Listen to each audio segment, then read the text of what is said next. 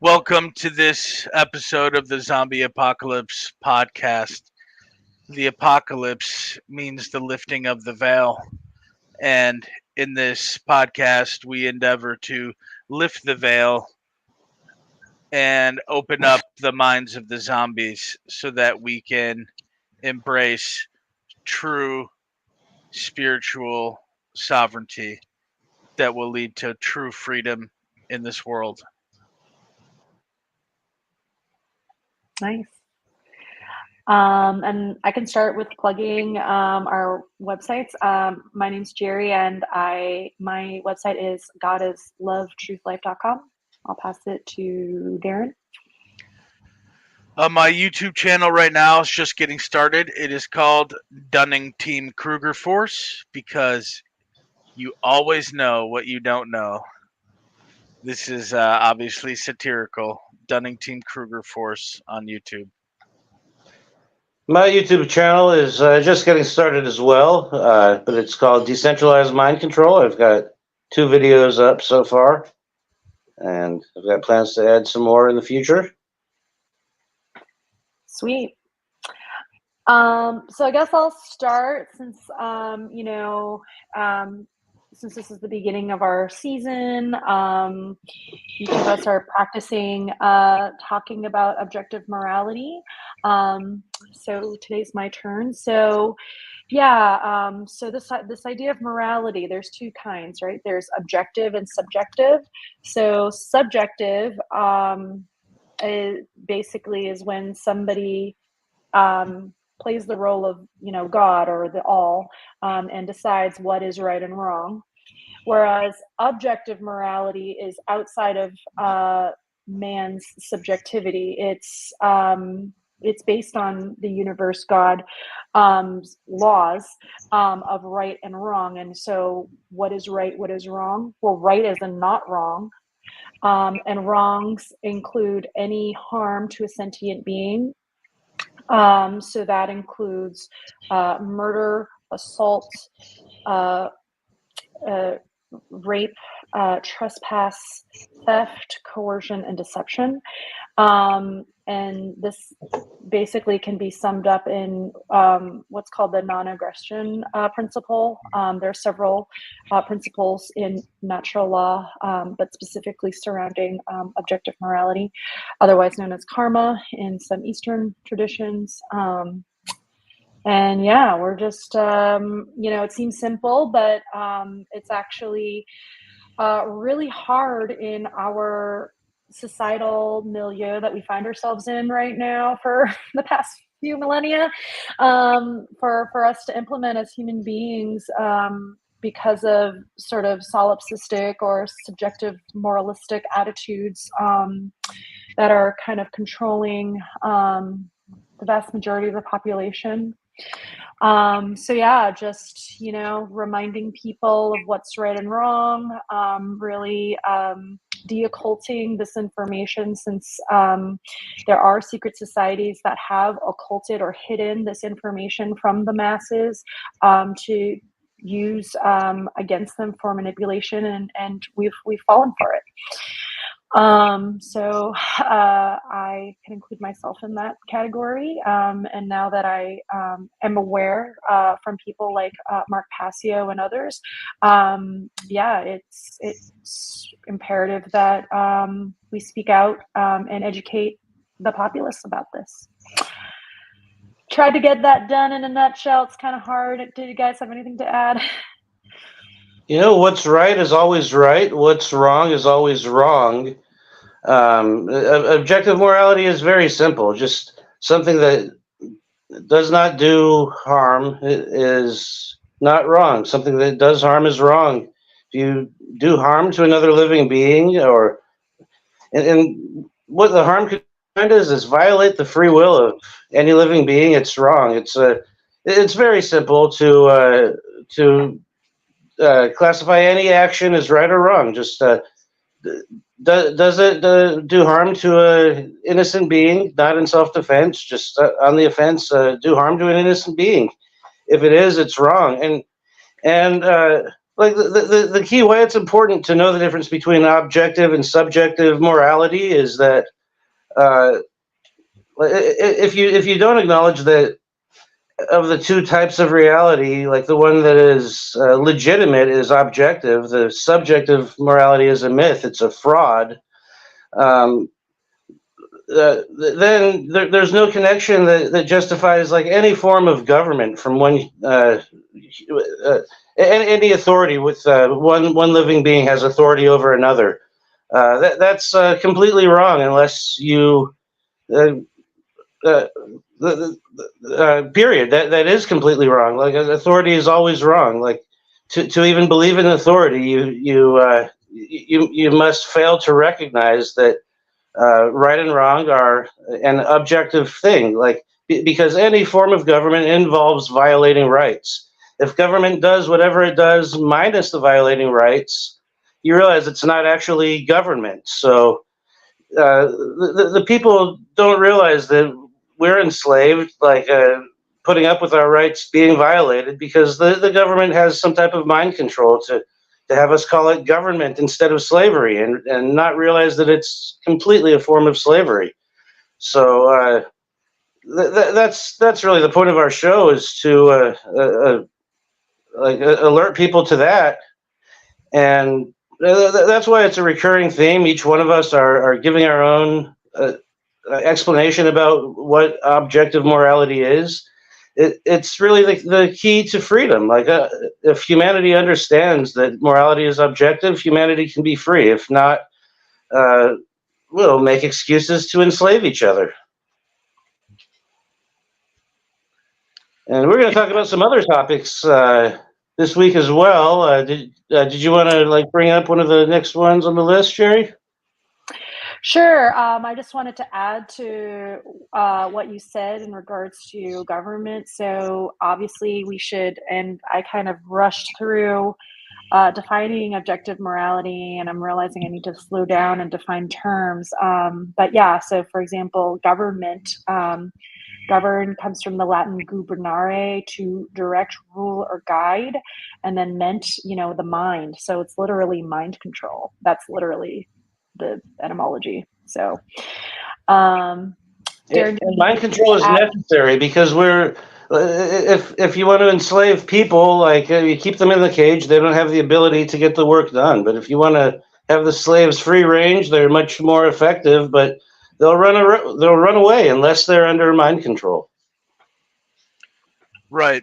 And the invisible chains are the ones that really get you, because if we were told that we don't have a choice, it's pretty obvious what our position is, but we often get the chance to choose who is going to steal from us, which parties are in control. And the thing is, like you said, Jeff, if government was completely voluntary, it wouldn't necessarily be government in the true sense of the word. It would be more of a mutual agreement, right? So if we all wanted to contribute a certain amount of money or resources each month in order for a company to come up and pick up our trash and recycling, I mean, that's fine.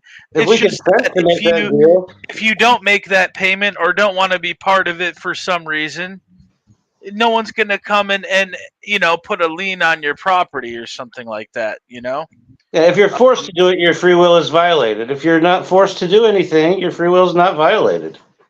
And to be honest, a lot of the things, I mean, like the school buses, I used to work in a manufacturing plant. Like the transmissions for those school buses are made by private companies. The at the end user happens to be the school system, but some like their transmission components are no different than what would go into any other business truck, right? Oh yeah, government claims everything that's manufactured is made by private companies and then sold to the government with our stolen tax dollars. So everything that we have we already do privately.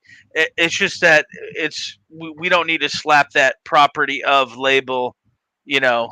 People who advocate for government, they claim that we wouldn't be able to get big things done, and humanity couldn't cooperate and work together without government. And they give government credit for all the great things that humanity does, but those things are done with people. And other than the way we're doing it now, there's infinite ways it could be organized. The only thing is, like, it shouldn't be funded by stealing from people. That's what makes it government. They claim they have a right to steal people to fund things, but yeah, things could be funded other. The government doesn't actually do anything. They take credit for what people do, and everything they actually own is stolen. And most of what they say is lies. Easily deflect criticism because they're not a natural person. Yeah, it's like an imaginary entity. I was talking to a friend about, like, how come it's very hard to find a private sector job that still offers a pension and 40 sick days a year. You know, you can go to websites and look up government jobs, and there'll be pension plans, insurance, 40 days of paid time off per year. And that's not even counting actual sick days. Okay, so what kind of private sector job allows this? And then I was talking to a friend of mine who happens to be a disabled veteran, and he's waking up slowly, but he basically said, well, I mean, I can't really relate to paying taxes. I haven't done that since I got out of the military. And I'm like, okay, I see what you're saying. You're saying it doesn't affect you directly, or that you actually benefit from it. However, what if you decided to own a company and you couldn't compete, right? So there's certain monopolies built in place, and he didn't necessarily see the problem with it, but I said, actually, our quality of life is going down, and government is incentivizing bad behavior. So if you get a government job, you can get your student loans paid off. But if you go to work as a plumber or a heating and cooling technician for a private company, or you're self-employed, you don't get your student loans debt wiped out. Okay, and then your employer for the plumbing company or the HVAC company cannot compete and offer you. It would cost more than they can afford to run the business if they were to try to match the benefits of a federal employee. So how is that done? Well, it's easy, right? I mean, if I owned a plumbing company and I said, you know, I'm going to offer my employees like pensions and all this time off, and they say, well, I mean, boss, that sounds great, but how can you afford that? And I say, well, look, I just charge the people more money, and if they don't want to pay for it, too fucking bad. You know, they don't even have to call a plumber. I'm still gonna charge them. I just do an ACH pull right out of their account. You know, I maybe even garnish their wages preemptively. Oh, you see, now it's profitable. And then if inflation goes up, then I just charge them more for the services they use or don't use, or may want or may not want. And if they don't like it, fuck them. And if they don't pay me, then I'll just send an enforcer and we'll collect on them. You know, see that's. And then the private sector has to compete with a racket. Right. You know, the public school is another example of a government monopoly. People think private schools are so expensive, but the public school is actually much more expensive. It's just that everybody pays for it, and you don't realize how much of your taxes go to school, how much of it goes to other things. But even people without kids are paying for the public schools, and that's not fair. People shouldn't pay for things they don't want or need. Like someone without kids wants to donate to a private school or a charity school or something. That's fine. They're a free will decision, but it's not right to steal from people to pay for something. But since it's accepted that we're all going to be robbed to pay for this school, they could set the price and make it the most expensive school. And And some people want to take their kids out of the public school because they're not really getting an education. They're getting an indoctrination to follow rules, or they're getting a poor education, or a wrong education that the parents don't want to pay for their kids. But after all that they pay for the public school and all the other services they pay for against their will, they can't afford a private school. But it's the second school you're paying for. That's why you can't afford it. And they'd have a lot more customers if the monopoly wasn't taking all the customers, and the demand would go up, and there'd be more suppliers. It would be the price of private schools would go down. Like the high price of education is caused by the whole monopoly of the school system, and that's just another example. Like everything the government's involved with works almost exactly the same way. Well, I think both of you did a really good job of illustrating this concept of, as people make objectively immoral choices on an individual level, the aggregate, if you scale that up on the aggregate, you reap those consequences of those choices. And if you look at where we're at in consciousness, in our, we're in a state of slavery. Whereas if we individually and on the aggregate, made moral choices, we would have a freer society. So we're reaping what we sow, essentially. This idea of karma or natural law, cause and effect. Like the school system is like getting a good deal for, like the government's getting a good deal, but the public's not getting a good deal. Like they get away with that because they have a monopoly that's enforced. When you have any interaction between like two parties, like both of them should get a good deal, a symbiotic relationship, not one comes out ahead and the other one gets the short end of the stick. If you have that, instead of two winners, you have a winner and a loser out of the interaction, and just like more loss taken causes like we're all on the same planet with more losses, and instead of all wins, it's like half losses, and it just causes less prosperity on aggregate. So there's less for everything to go around. If some are takers, if we're not all creators, but like the monopoly means there's no consequence for giving someone a bad deal. Like they're going to have to pay for the school with their taxes anyway. Like they're a guaranteed customer, whether they like it or not. But with the free market as opposed to government, you have the incentive to provide a good service, because if not, they're going to hire someone else. Like you're not forcing them to buy your product. Like they buy your product if they want to. If they don't want to buy your product, they don't have to. And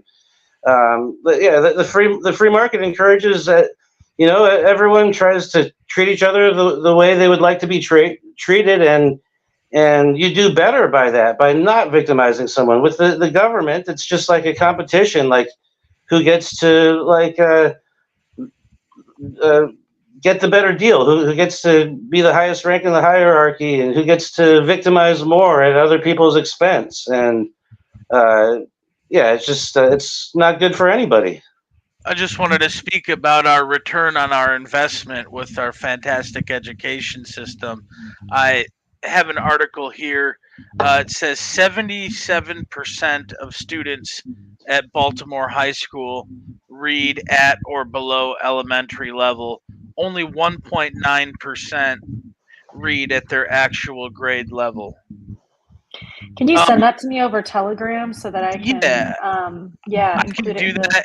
And I don't know if this particular article is the most accurate, but I can tell you it's more than 50% of Baltimore high school students are functionally illiterate.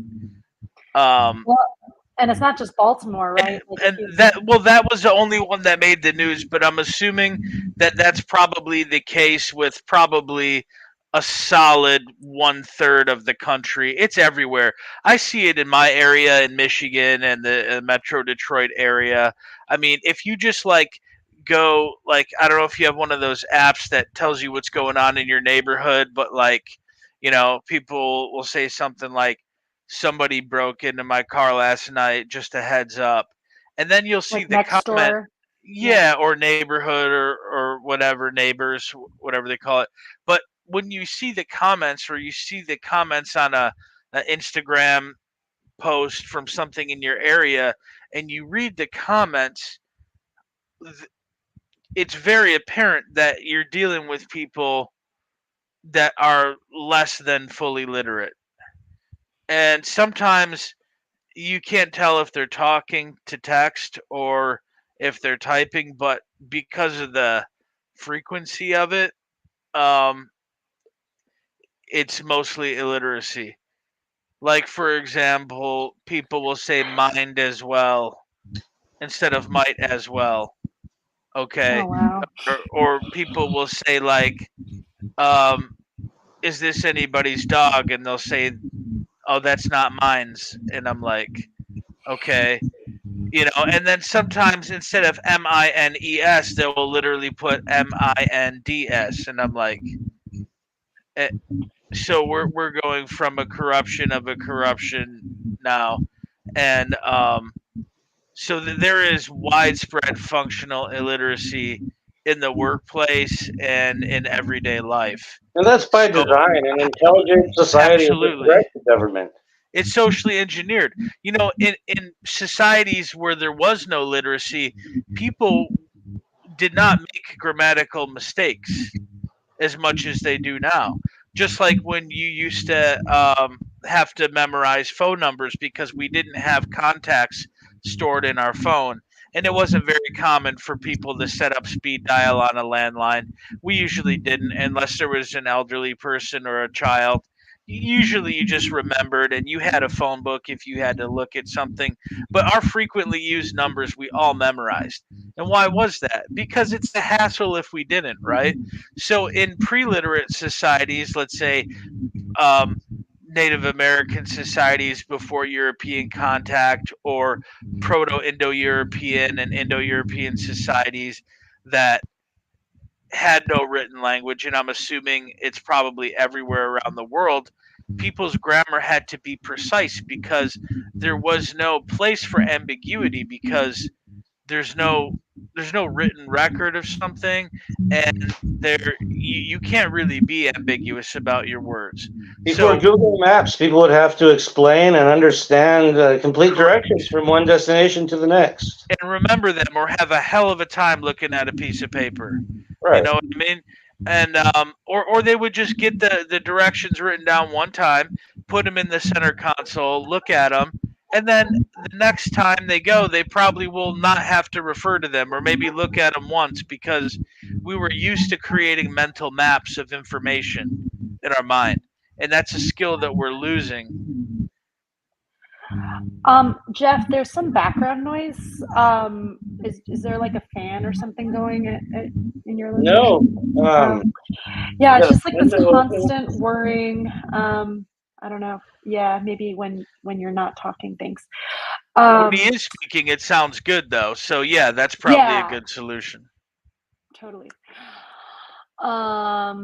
Yeah, thinking about what you guys are talking about, the failure, well, right, it's working out exactly the way the education system was intended. It's based on this Prussian model of just dumbing down the population so that they can be good workers and obey authority figures. And so we're getting the exact results from that design, and it's really, we're really in our efforts to spread truth. It's just so difficult because we're pitted against Unfortunately, a dumbed down populace. I myself was lucky because I wasn't educated in that public school system. But yeah, like thinking about how I was educated and then seeing how kids are educated in the public school system, it's just like, I mean, there's just no comparison, unfortunately. Yeah. And just like even little things like what you were talking about, Darren, like with grammar, so like in private schools, I don't know if they still do this, but some of them, will you can diagram a sentence, and that's really important when you're thinking about things like neurolinguistic programming and mind control and rhetoric, the sort of negative sort of subliminal messaging we're getting all the time. Passive voice, active voice. Exactly. And just being aware of that requires, mastery of understanding, syntax and grammar and morphology. And that's just not, these concepts aren't even, not to mention history. They don't even teach history in public school, geography, like just It's a symptom too. I mean, if somebody can't speak a couple grammatical sentences about like a lost cat that you found in the neighborhood, what are the odds that this person will actually read a philosophical work? Yeah. You know what I mean? Because if they're not good with words and writing simple basic words about like what you did over the weekend, how can you what is the likelihood that that person will actually sit down and read words? Good luck. It's not going to happen. And the thing is, the social engineers are actively encouraging people like, hey, it's okay if there's no child left behind. We'll get you a diploma, then you'll go get a job, and maybe you'll even get a degree. And even if you suck at that subject, we'll spot you a couple points on the admissions. We're going to scrap testing as a standard because that's based in oppressive hierarchical systems. So the idea that you have to have a right answer is kind of based on you know oppressive patriarchy. And actually, truth is your truth, and we're going to admit you, and then we're going to give you a degree, and then you're going to go into the workplace like a bull in a china shop and just fuck shit up. And then you can complain about how you're not getting paid as well as your coworkers, and we'll give you some DEI boosts, and we'll just shit tank the quality of everything. As opposed to just, find somebody operating at a lower level and lift them up. We just lower everybody else. See, like, okay, has anyone ever read like the narrative of the life of Frederick Douglass? Yes, excellent book. How eloquent of a writer was Frederick Douglass? Totally. I mean, he completely blows away 99.9% of anybody currently in college right now.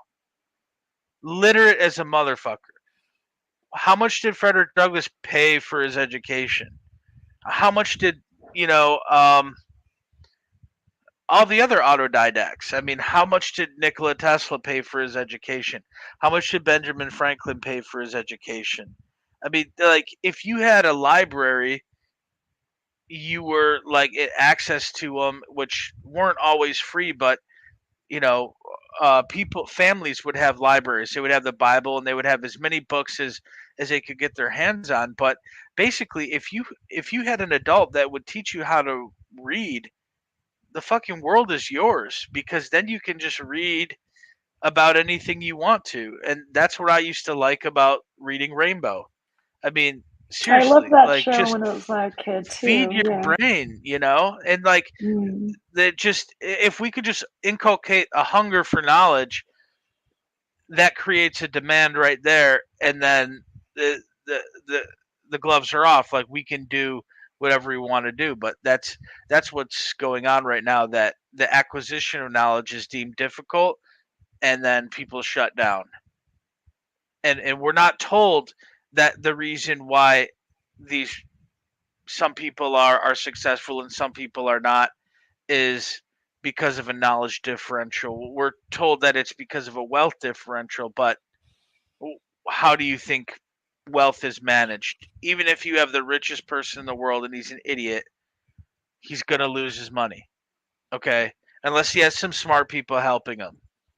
Right? So basically, knowledge is potential power, but you have to apply it. But all of the power in the world without direction and accuracy and precision, it can just be destructive. I mean, look at how many celebrities, athletes, musicians are rich, and then they're working in a hardware store 10 years later because they didn't know anything about money management, wealth management, and despite their skills, didn't really have one that translated to a 9 to 5 in the workforce. Right. So it's fine. I mean, you don't have to be rich your whole life, but basically it is knowledge. I mean, with knowledge, you may or may not succeed, but without knowledge, success is damn near impossible. Well, and for the populace to access truth, they need to become, like you said, autodidacts and study up basically on these de-occulted materials, texts. Jeff, did you have anything to add to this piece Yeah, about? I'm just saying, the real important stuff, that the knowledge that could grant us our freedom is the occulted, hidden information. The knowledge of psychology, how our psyche contains a conscience, and the conscience is something that gives you an alarm, and it alerts you if you're not in line with right and wrong. And yeah, and morality, there is a science to morality. It's true objective information that should be taught in school, but right and wrong is not talked about in school, or is taught that it's actually subjective, and people can say what right and wrong are. It's not built into nature. So yeah, the information that could make us realize that we own ourselves and we deserve freedom is hidden from us, and other information is taught to us instead. Some of it's false information, some of it's relevant, and some of it's irrelevant, and the relevant stuff people don't learn well enough. And if they go into the workforce and fuck everything up, that's a good thing too. They like the society engineers actually get more power the more they create failure and chaos for everyone else. It gives them a chance to pick up the pieces and become the savior, get people to think that we truly are dependent on government, and start asking for them to enslave us more. If people did not consent to the government, it couldn't happen. Like it only exists because people believe in it and contribute to it. Right, and obviously, this sort of access to this knowledge is hampered, right, by censorship, especially on the internet. I don't know if we want to jump into that topic, or because for right action in the world, in the aggregate, going backwards, the behavior is affected by the thoughts and emotions, and the thoughts and emotions are affected by the knowledge, and the access to knowledge, if it's not a full spectrum of what's really out there, like in our class, for example, that we're taking with Mark Passio, his website was clearly being shadow banned, and he's one of the few voices out there talking about natural law. And so, yeah, what are folks' thoughts on the problem of censorship, how we battle it? Oh yeah, Mark Passio is someone whose work should really be distributed uh, much more proficiently. Like our podcast, we've got the same objective to enlighten the world about true morality, so that humanity can be free. And we're going to try to do as good of a job as he did. But we're just getting started. I want to remind everybody, check out What on Earth is Happening. It's an awesome podcast. Look at it from episode one. It's really a masterpiece. It's a wealth of knowledge. But like ancient history, can be debated, because like it could have been recorded wrong. Like the whole empire of Tartaria. Some people say it existed. Some people say it didn't.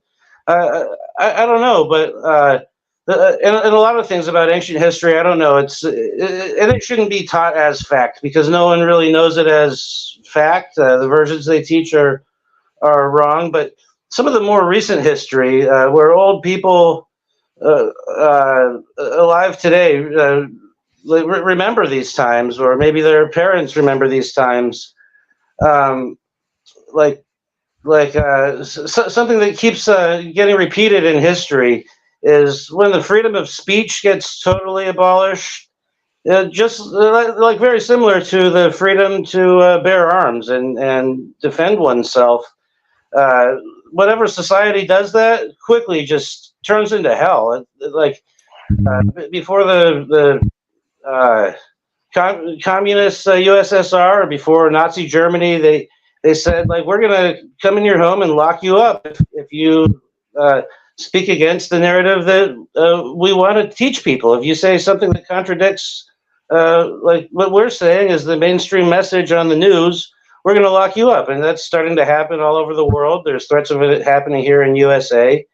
And Notice that governments around the world don't even crack down on like human trafficking and child abuse like they crack down on guns.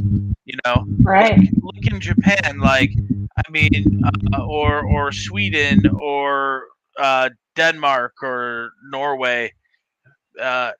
If you were to ask a government official, like, how many people carry a pistol on a daily basis? They'll be like, absolutely zero, fucking unacceptable. And it's like, how many kids get abused? And then they're like, well, that happens. I mean, we don't like it, but it happens. Like, you can see their priorities. Right. Yeah, sorry for cutting you off. I was just saying, like, both rights are very essential, and we've discussed before, and like we shouldn't stop discussing about it, like how important the necessity to defend yourself and be able to carry arms are. But and when that right gets taken away, society just descends into hell rapidly. The point I just wanted to make clearly, though, is like freedom of speech is just as essential for freedom in general. Like, but whenever either one of those things like starts getting violated, it just goes to hell. Sorry to interrupt, Darren.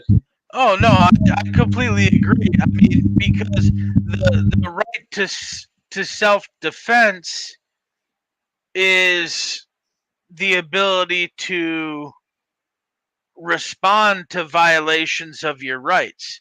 So depriving you of the right to speak and depriving you of the ability to defend your rights are one and the same. They're both violence, right? And there's two kinds. I mean, there's two kinds of people. There's people who are slaves and people who are not. And people who are slaves have the right to speak when they're fucking spoken to and when their masters tell them to speak, and they're not allowed to defend themselves unless master tells them to go fucking do something with a weapon. And that's where we're at as a human species. I mean, ever since I was in kindergarten, I used to get pissed off when people said you can't just take the law into your own hands, or you got to have a teacher do something, or you got to tell the Right. authorities. And I'm like, do you know how many times I tell a teacher on the playground or somebody like, hey, this kid hit me, and they say like, well, just walk away, and I get tired of getting hit, and I lay some kid out, and then they're like, oh, why'd you do that? You know, uh, we are told from the time we're a kid. Mark had covered this in his early podcast. They say it doesn't matter who started it, just stop fighting. No, it really does matter.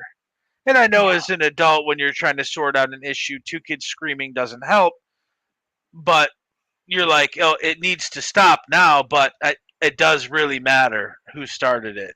It always matters. It's the only thing that matters, really.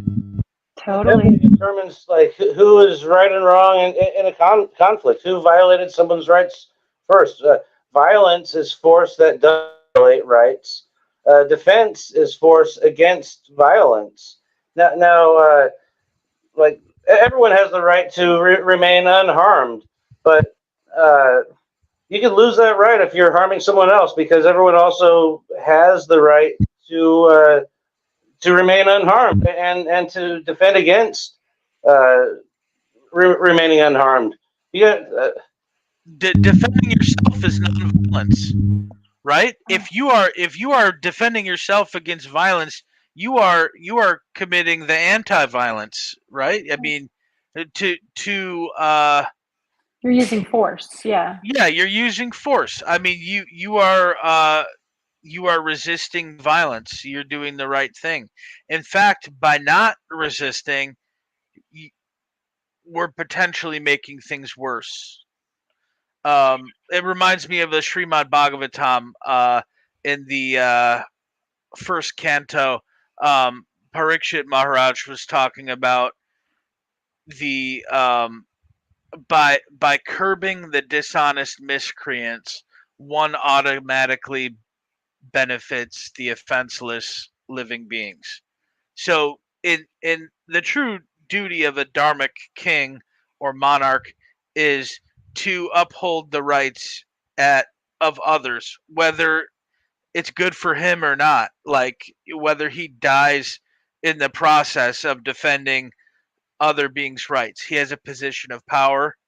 His job is to defend what is right, even if it kills him. +1. Keep going.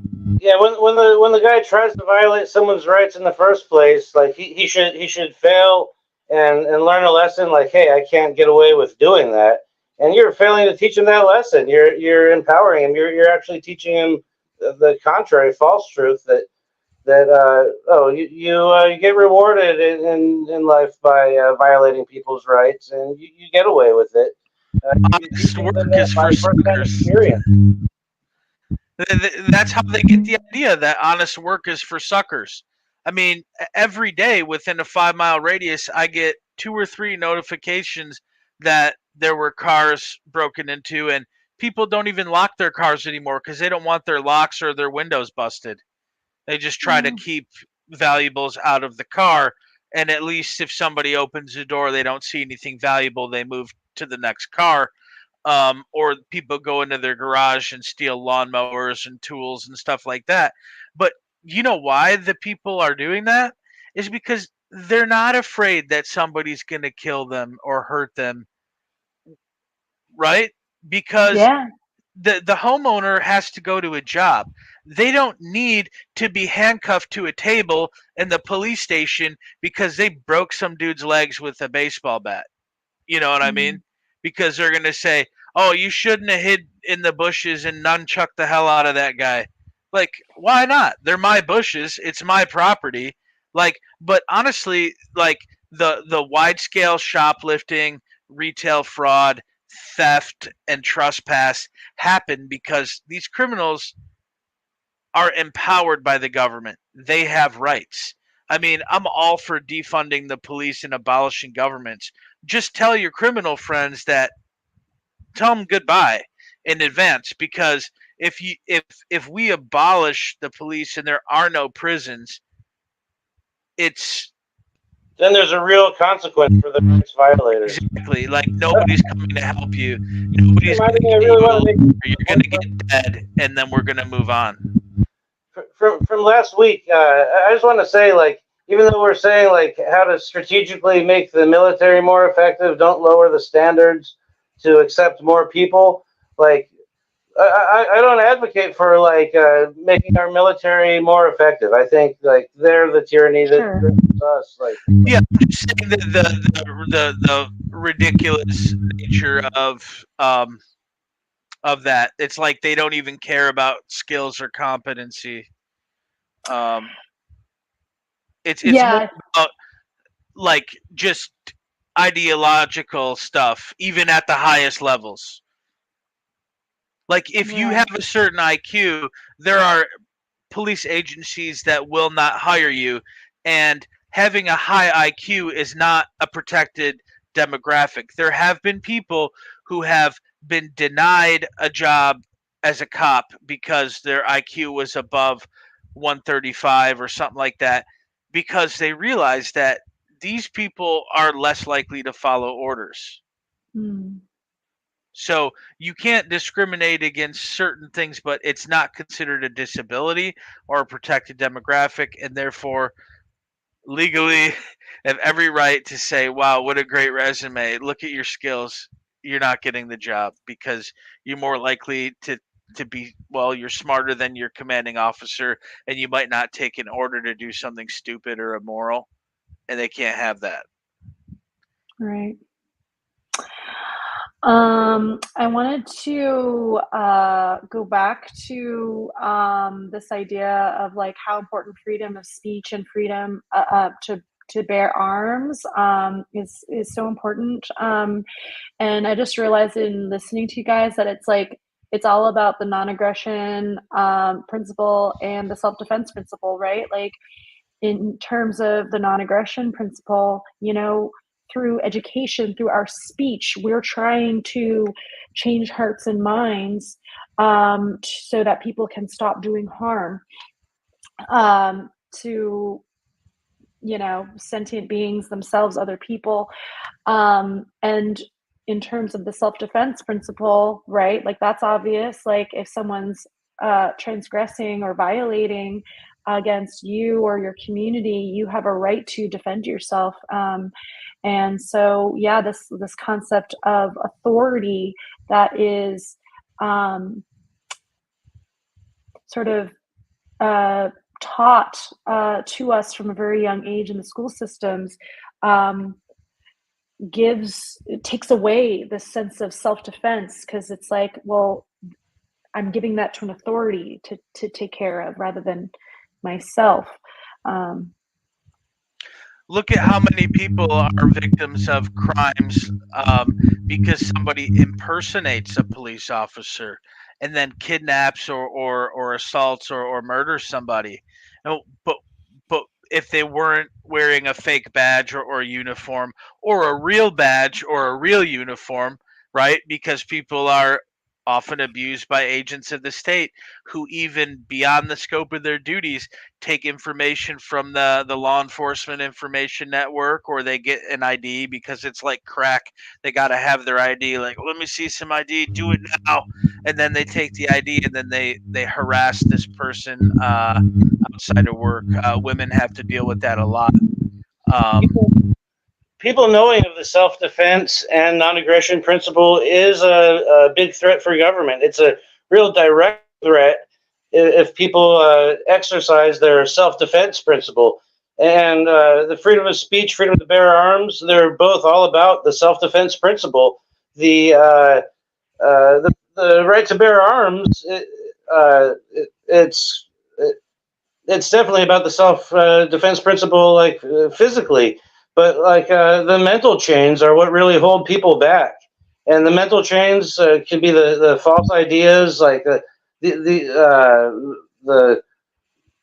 propaganda that people don't own themselves, that authority is legitimate, and like that's accomplished by lying to people. And like the self-defense against lies is to speak the truth, and by exercising your right to speak freely, you could speak the truth to defend against lies that keep people enslaved. So yeah, it's all about like the self defense principle for speech, as well as the right to bear arms, but on the mental level. And the mental level is the causal level of things that actually happen. Like uh, you defend yourself first on the mental level and stop someone from doing the attack. If that doesn't work, then you defend yourself on the physical level, and hopefully you have the tools to do that effectively. But not just the self-defense principle, the non-aggression principle.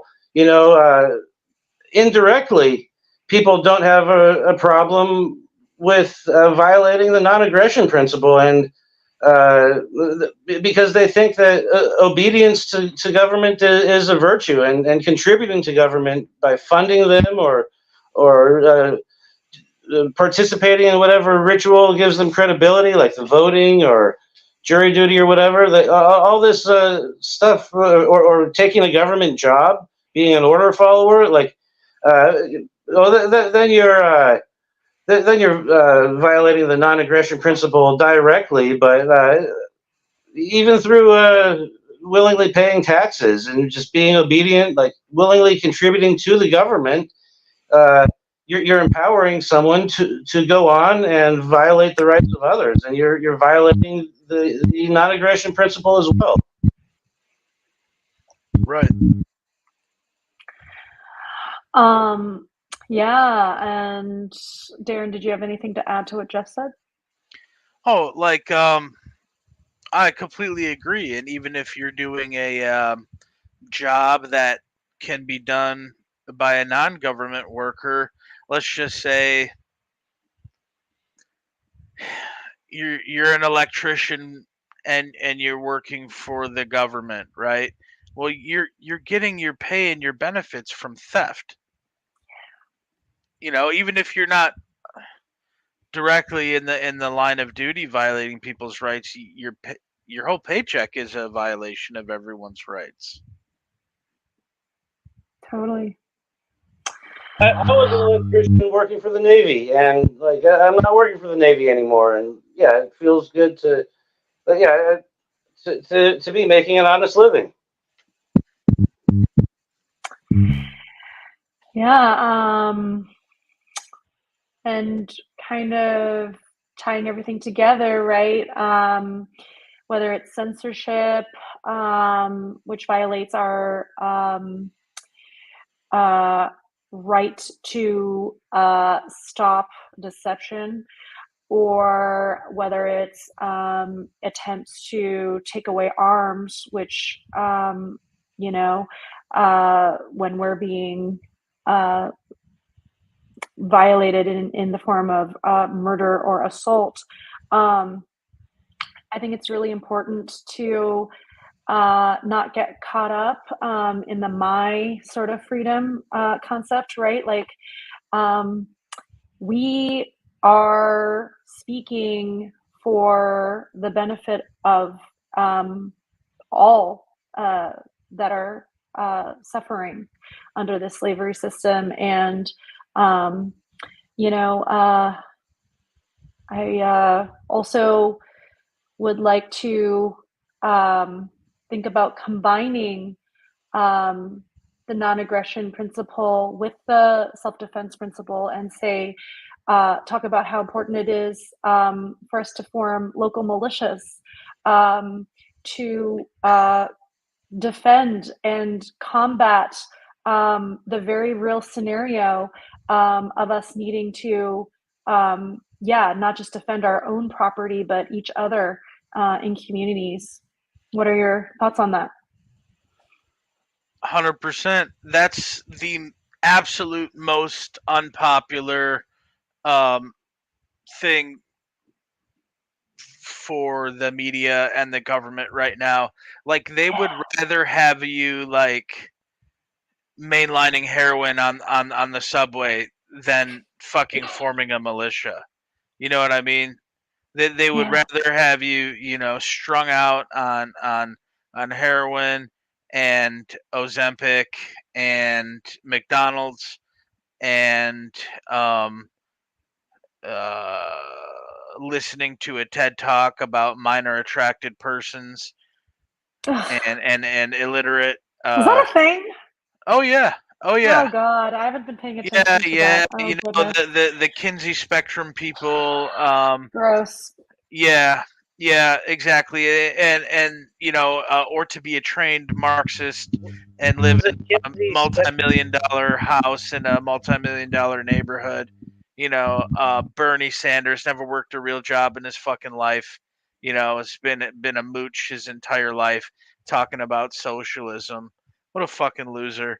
And like those are the people that don't want militias. I mean, there's like I'm in Michigan, okay? So imagine being from Michigan and say, "Hey, bud, I'm part of a militia." Like, what do you think the reaction you're gonna get? Who Oh cares? shit, you're Fuck like 'em. one of those crazy Michigan militia guys, And the thing is like that's part of the psyop, like anarchy, right? It's become a shibboleth. Don't say Right. don't say gay, no, don't say anarchy, don't say militia. Like that's the real taboo right there, right? Keep talking, It's just Darren. the I mean, it came up after like the Pulse shooting in Orlando. Like there were self-defense advocate groups. Like the media may have shown like maybe 5 minutes of that, and then that was the end of that stuff. Right. Because there were people who were like, yeah, like we could have defended ourselves, except guns weren't allowed there. That's a gun-free zone. We're all adults, but our guns are at home, and yeah. There's I don't know if I don't think it's been enacted, but there was a bill proposed in Congress in the U.S. To ban, well, it's like unauthorized militia groups. I mean, if it's authorization, it's already not a militia, but essentially, like there's politicians that have put forth a bill to basically ban private citizens from conducting military-esque tactical training in groups of 3 or more. So literally like a mom and dad and 2 children could be considered an illegal militia. And if you're shooting like a silhouette and you're like practicing shooting like standing and prone, you could be considered like a potential extremist group. I mean, forget about other countries. No one's going to even have a chance to fucking do that anyway, unless they're working for the government. But I mean, in the U.S., they're literally talking about you got your magazine limits, right? So if a gang of MS-13s show up at your place and they're trying to squeeze you for the quote unquote rent money, who needs a 30-round magazine? There's 6 guys. You're basically Dirty Harry, right? All you needed was a revolver, right? They're all gonna just wait there and make sure you can place a shot. And you're never gonna miss because who misses, right? So nobody needs a 30-round mag, right? The Constitution, it's ridiculous. It's not really a sacred thing. It's not where our rights come from. But when the colonies in America decided to rebel against the feudalism and declare independence, they tried to create a new society without government. But not everybody was on the same page. Too many of these people that rejected the old wanted to start a new society with government.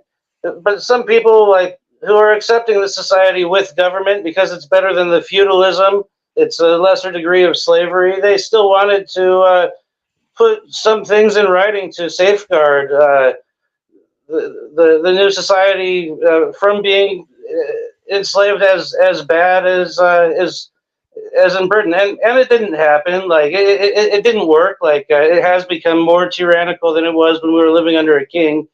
But like the Bill of Rights was something made with good intention. It's to stop the government from violating certain rights. And I'd have to look it up sometime and tell you the specific articles or tell the podcast, the audience, the specific articles of the Bill of Rights. But they talk about well, in the Second Amendment, it talks about we have the right to bear arms to defend against tyranny, and also I think part of the Second Amendment is what says we should have militias. But like the well-known, commonly repeated part is a small part of it. I think it's part of the Second Amendment, like Article 11. So the Second Amendment is a well-regulated militia being necessary to the security of a free state. The right of the people to keep and bear arms shall not be infringed. So the first I think it's part longer is than that, or I might be talking about a different amendment, but the right of the people to keep and bear arms shall not be infringed is the independent clause. The dependent clause is a well-regulated militia being necessary to the security of a free state. So what I wanted to bring up was in a state of freedom. standing armies. Standing armies was mentioned, and standing armies is something that is forbidden. That it's mentioned in the Bill of Rights that standing armies is contradictory to a free population. And we have standing armies now. They're known as the police. We weren't even supposed to have police in this country. We started having police to go round up runaway slaves. They were like slave catcher squads that evolved into the police department. But they got people to accept these standing armies because they're thinking, oh, they're for them. They're not for us. They're for the runaway slaves. It was supposed to be an emergency. I got the quote, you guys. They I got the quote. So it says, a well-regulated militia being necessary to the security of a free state, the right of the people to keep and bear arms shall not be infringed.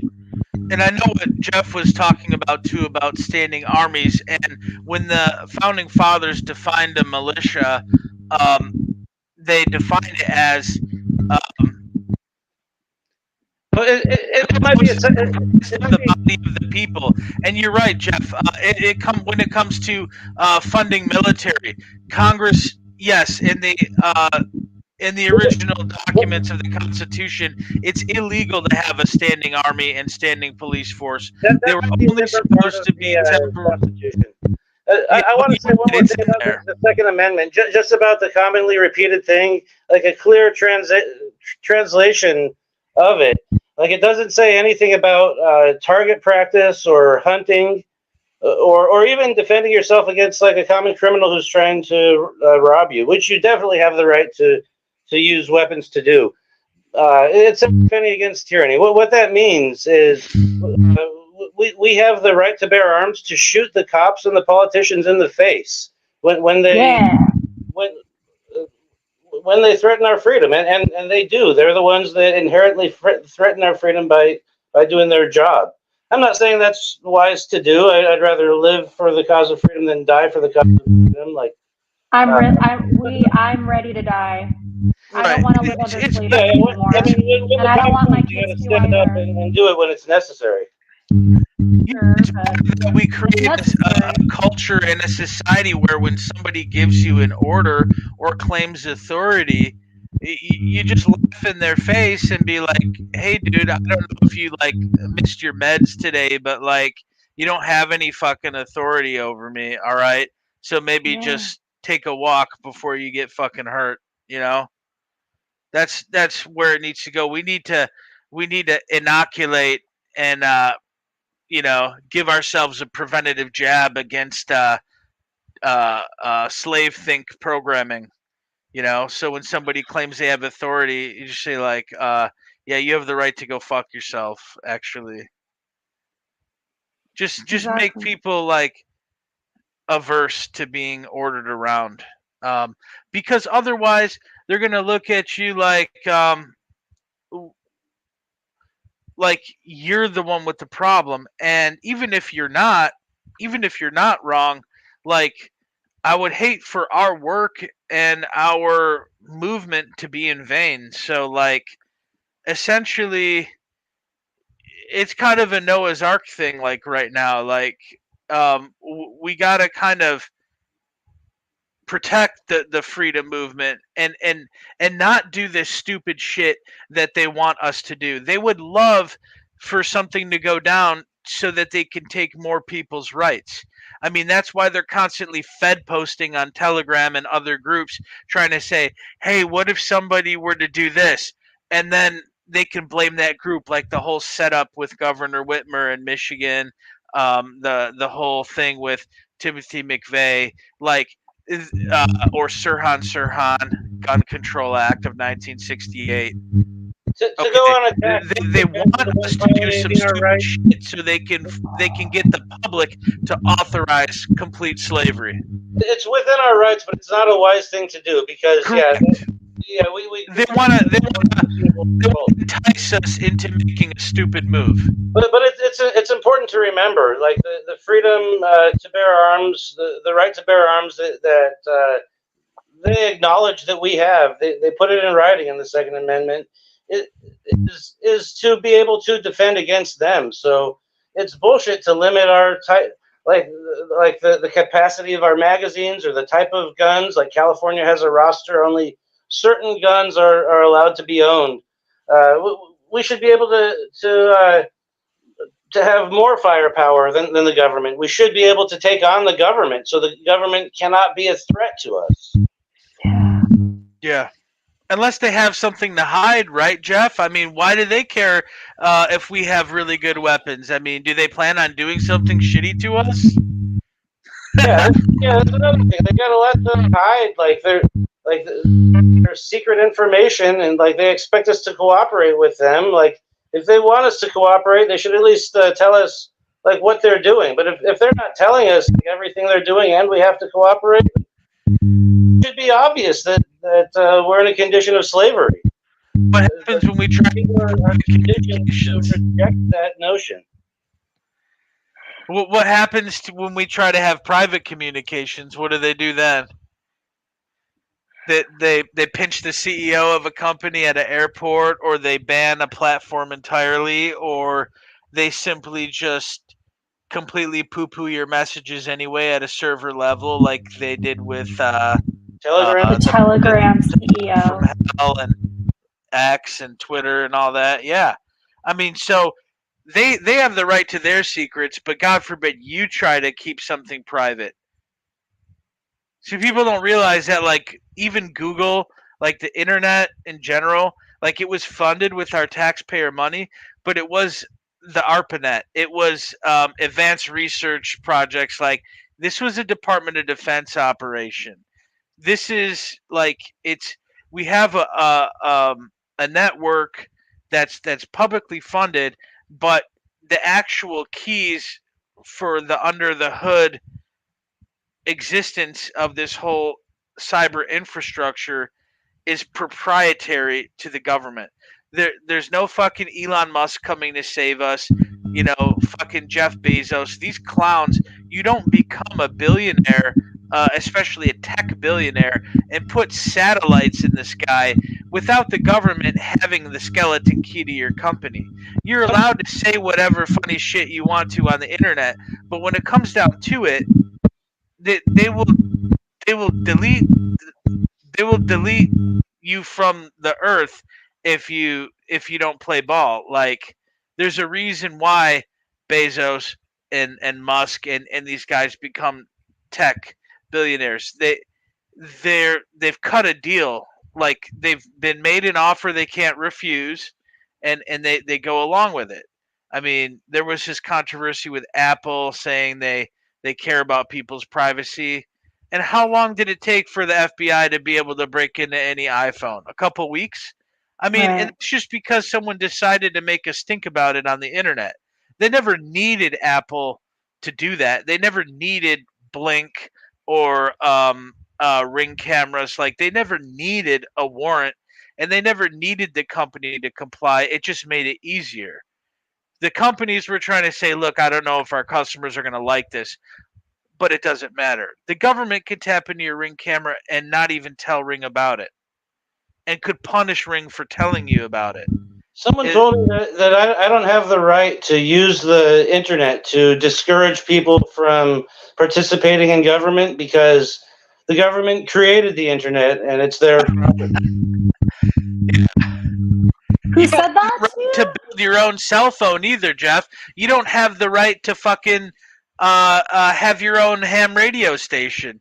You don't have the right to fucking fly a hot air balloon. Like, bro, they literally claim dominion over the airwaves, a certain part of the electromagnetic spectrum, plants existing on the earth, plants existing in that you put in your body. I mean, like, bro, it's a complete claim of ownership on the elements of the universe. One of my family members said that to me. I don't want to call anyone out specifically. That's fine. I understand. I was just curious if it was on a forum or something. Well, that Darren segues into another conversation topic, which is plant medicine, which is another highly regulated space, and for good reason. Just the way censorship, freedom of speech is being targeted, the freedom to bear arms and form militias is being targeted, and so is plant medicine, right? Because these are all solutions to the state of slavery that we find ourselves in. What are folks' thoughts on plant medicine? Do you guys want to share maybe any awakening experiences with it, or talk more generally about it?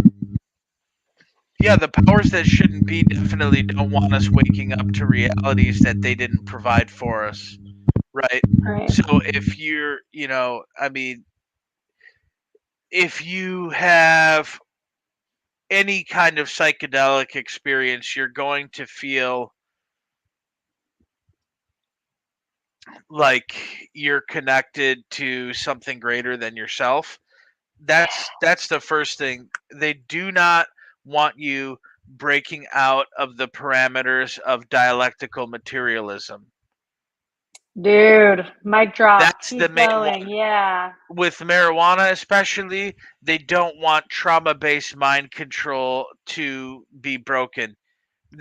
So you start smoking weed, and you start, you know, there is a huge correlation between marijuana use and the development of mental illness, especially around adolescence. But the thing is, adolescence is when repressed traumas come into the foreground of the psyche as somebody approaches adulthood. So they're Right. doing this shadow work as they're growing up. And the thing is, marijuana and other entheogens, and especially psychedelics, um, sometimes violently shake the delusions out of us. And so, like, there's people who would say, like, oh, yeah, my dad was in the military and my grandpa was in the military, so I want to be in the military. And they smoke a little weed and they're like, bro, fuck that. No, I don't want to do that. Like it opens up your mind to other possibilities, and it really does. It can bring up repressed memories, and they don't want you to process your trauma in an unauthorized way. They would rather send you to a therapist. They would rather get you on SSRIs. Not to mention, like, most school shooters and mass shooters were all on fucking SSRIs prior to Whoa. or during um, these mass murder rituals. Um, Dude. and the thing is like, Shootings to ban the guns. right. Yeah, exactly. Right. And they need that pharmaceutical industry to monopolize on human suffering. Plus, if suffering eventually gets alleviated, well, there will be less revenue for psychiatry, which means less campaign contributions, which means, like, if you think about it, all these industries, especially medicine, and psychiatry and all of their affiliated agencies and fields like social work and child protective services. Like, if people heal, think about it. If people heal, then they won't need government. Essentially, that's the long and short of it, right? True. Short story long. right? If we fucking heal ourselves, there will be no need for them. Dude. That's it. Yeah. Same reason why they don't want a cure for cancer if they're running a fucking oncology business. We will make them obsolete if people can defend themselves, people can heal themselves, people can trade and speak freely among themselves. Literally, that's obsolescence for them. Right. That's the long and short of it. You know, I had a bad toothache. I ended up having to have the tooth pulled out, but like all the painkillers, they have acetaminophen, the prescription ones, the over-the-counter ones, and they wear off, but the pain is so bad. Like I want to take it before I should take it by the schedule that's based on the acetaminophen not destroying my kidney and livers, my kidneys and liver. So I was just stuck suffering. So to stop from suffering, I went and got the kratom, and the kratom, like, it takes away the pain completely, just as effectively. It wears off kind of fast, but I'm not afraid to take it again. It doesn't have acetaminophen mixed into the recipe to damage my kidney and liver. And like they could make those opiate-based painkillers without the acetaminophen. But they don't. The reason they give is like to deter you from taking too big of a dose and getting addicted. But it's beneficial for people to be addicted. They end up addicted and destroying their liver, and then they take more medicine to fix their liver. I was mentioning this to someone who works for the government with Big Pharma, and this person was telling me that like I shouldn't do anything that's not FDA approved because like the FDA has access to all the studies on all the different medicines, and if it poor person like, good and useful, like kratom, if hypothetically kratom was a helpful alternative that didn't have any bad side effects, they would have approved it. And if it's not approved, there's got to be some reason. This person's just lying to themselves because they don't want to admit their job that pays so much is an unethical job. But it's the same lie they tell a lot of people to go along and just sacrifice their health just for ignorance and nothing else. It's a bad. How many vitamins are FDA approved, Jeff? I didn't hear that you again. How many vitamins are FDA approved? Right. Oh, I don't think any of them are, huh? I'm done taking vitamins. Let's see how long I live. I'm gonna have a vitamin-free diet now because they're not FDA approved. There's vitamins in everything. I'm just gonna eat white rice, but I'm gonna overcook it to make sure there's no fucking vitamins in it. You know? Yeah, that'll go well. Yeah, like it's just in my own journey, I didn't start plant medicine until I was in my late 20s, honestly, because I was just so programmed to just not even try them, and I just started, and then I was like, oh, that propaganda. Like I grew up in the 90s, and we would have this like DARE program, and that worked on me for a while. And as I grew up, and what really did it was I was hanging out with like a lot of poets and writers, and they were smoking weed, drinking, blah blah blah, and like I just observed that they were okay, and I was like, okay, well maybe I'll try it then, and the rest is history. But I was just gonna add, Jeff. Marijuana is really good for pain management. I don't want to talk for a long time. I just wanted to add something to what you were saying. Like, I actually encourage kids do what you did and wait till they grow up and finish developing to experiment with drugs.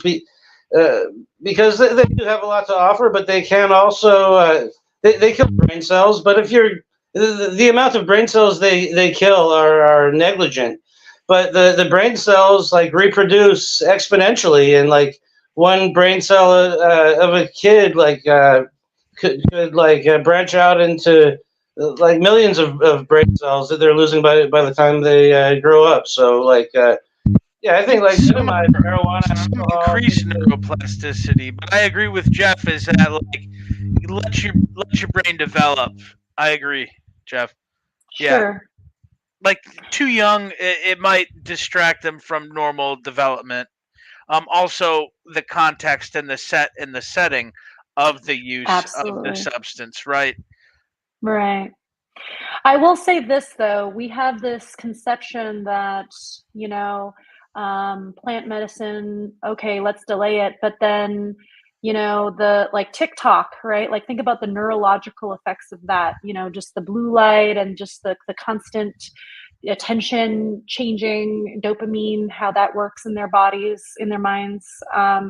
So like this idea that like, oh, one form of, chemical induced altered state is okay because it's mediated through a screen, whereas the other one, you know what I mean?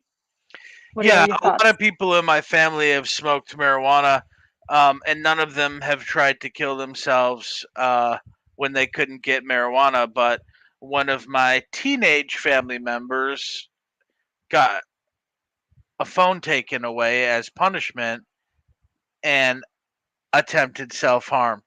So think about that.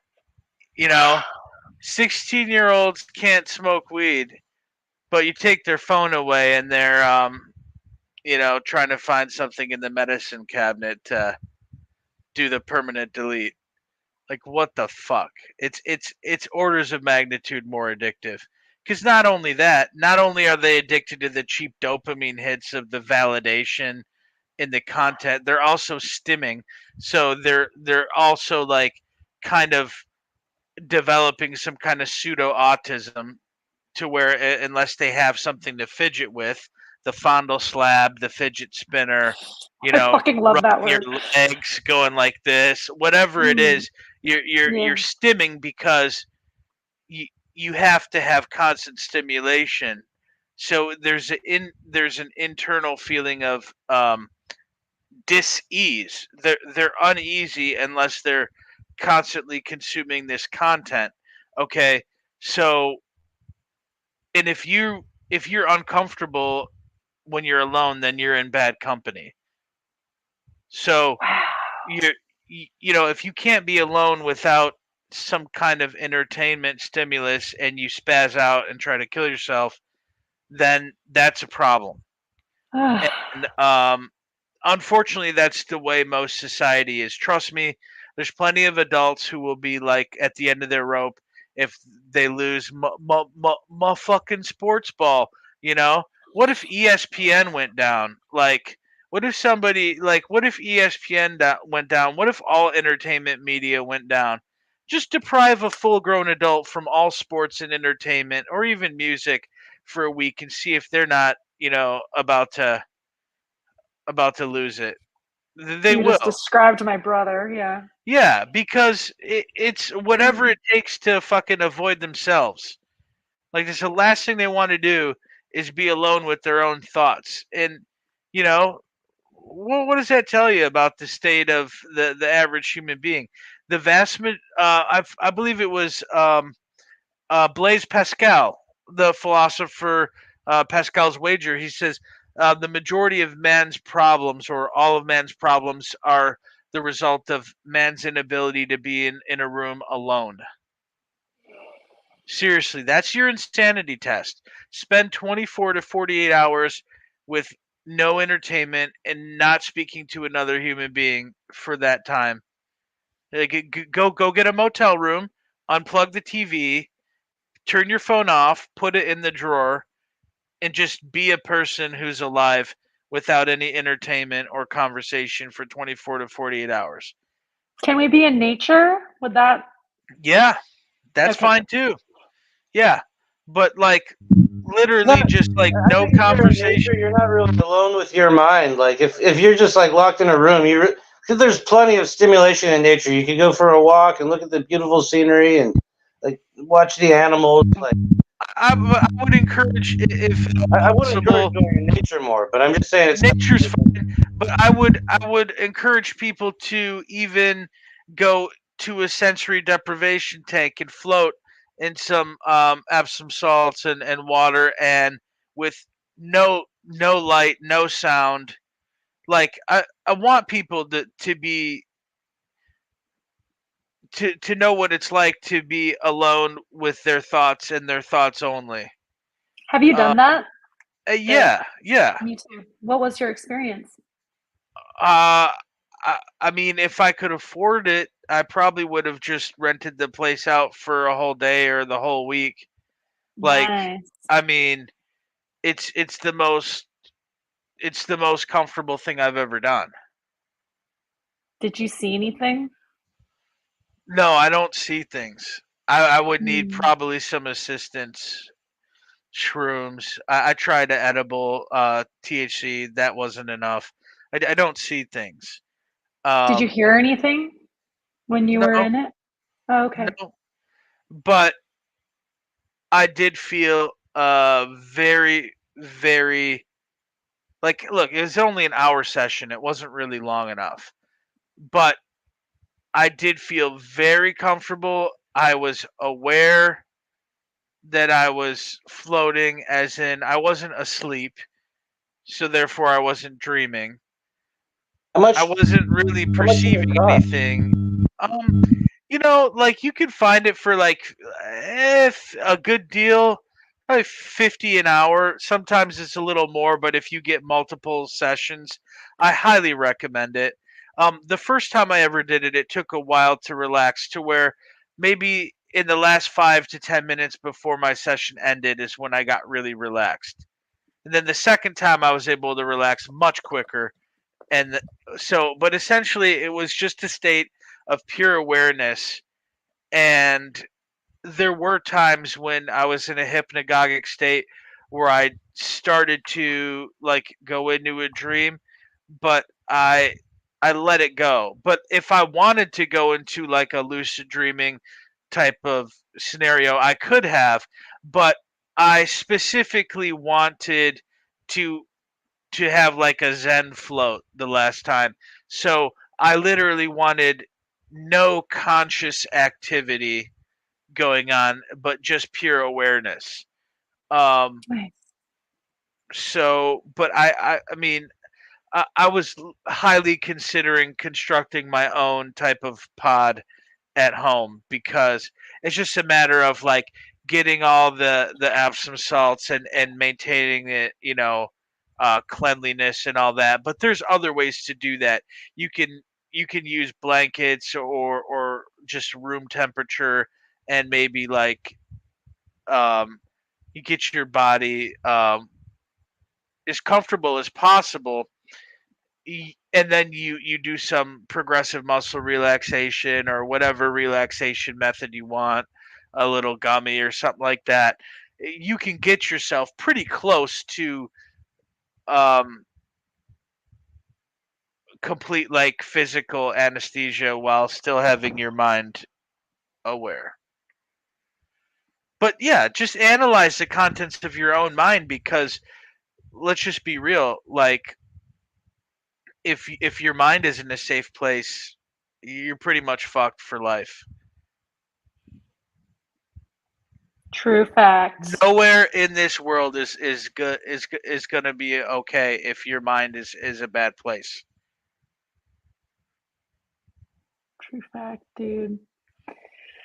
Um, yeah, your mention of a float tank reminded me of an experience I had while in one. I, at a certain point, felt like I was in floating in like a complete, like, it just like in space. Like, I just like Yeah, saw like galaxies and stuff. And that's what I was asking if you saw anything. Cause like for me, I just saw like where I ended and where space began, it was just all the same. I I was could just feel like it. If I nothing. had more time, maybe I would have been able to see it too. But I really liked losing spatial orientation. So there was no Yeah. up or down or left or right. And there was no difference between me and space. So yeah, I want to explore that more because that is there, but it takes a lot for me to get that relaxed. But the quiet part is fine. But I do want to do more directed visualizations. But also, at the time I was working 60 hours a week, so that was the point: is to have an hour where I'm awake with zero brain activity, conscious activity, in order to give my brain a rest, which it worked. Totally. I tried some techniques to achieve lucid dreaming, and it was actually starting to work. I don't remember why I stopped doing it. I should do it again. It was interesting, but they're pretty simple. Anyone could do it. One of them is to keep a dream diary by your bed and just start writing down all of your dreams in as much detail as you can remember as soon as you wake up. And like when you do that, you start to notice you actually dream a lot more than you notice, but you forget them. But writing them down immediately stops you from forgetting them. And another thing to do is to like when you're awake, routinely several times throughout the day, like ask yourself, "Am I dreaming?" And you answer, "No, I don't think I'm dreaming. It feels like I'm conscious." But like then make sure that you're conscious by look for some printed words around you, and then read them, and look away and look back. And if it's the same thing, you're in like true reality. If you're in a dream, almost every time you'll see it says a different thing the next time you read the same thing, and just keep on doing these practices, and then like eventually I read something and I looked back and it was like I couldn't remember what I just read, but it wasn't that. Like a second ago, it was something different, and I kept on looking back, and it was different. I realized I was in a dream, and Nice. I had a few times where I realized I was in a dream, and like I could stay in the dream and not wake up. It was fun, and one time, like I don't know if I had an out of body experience, but like I found myself in space, like Nice. just like floating and just being totally at peace, and yeah, it's fun. I encourage anyone to try it. It's easy to do those couple techniques. One I would like to share is you have a bottle or a glass of water. Drink half of the glass of water right before bed, and leave it on your nightstand. And when you wake up, drink the other half of the glass of water. It with the intention of when you take the water before you sleep, I'm going to remember my dreams.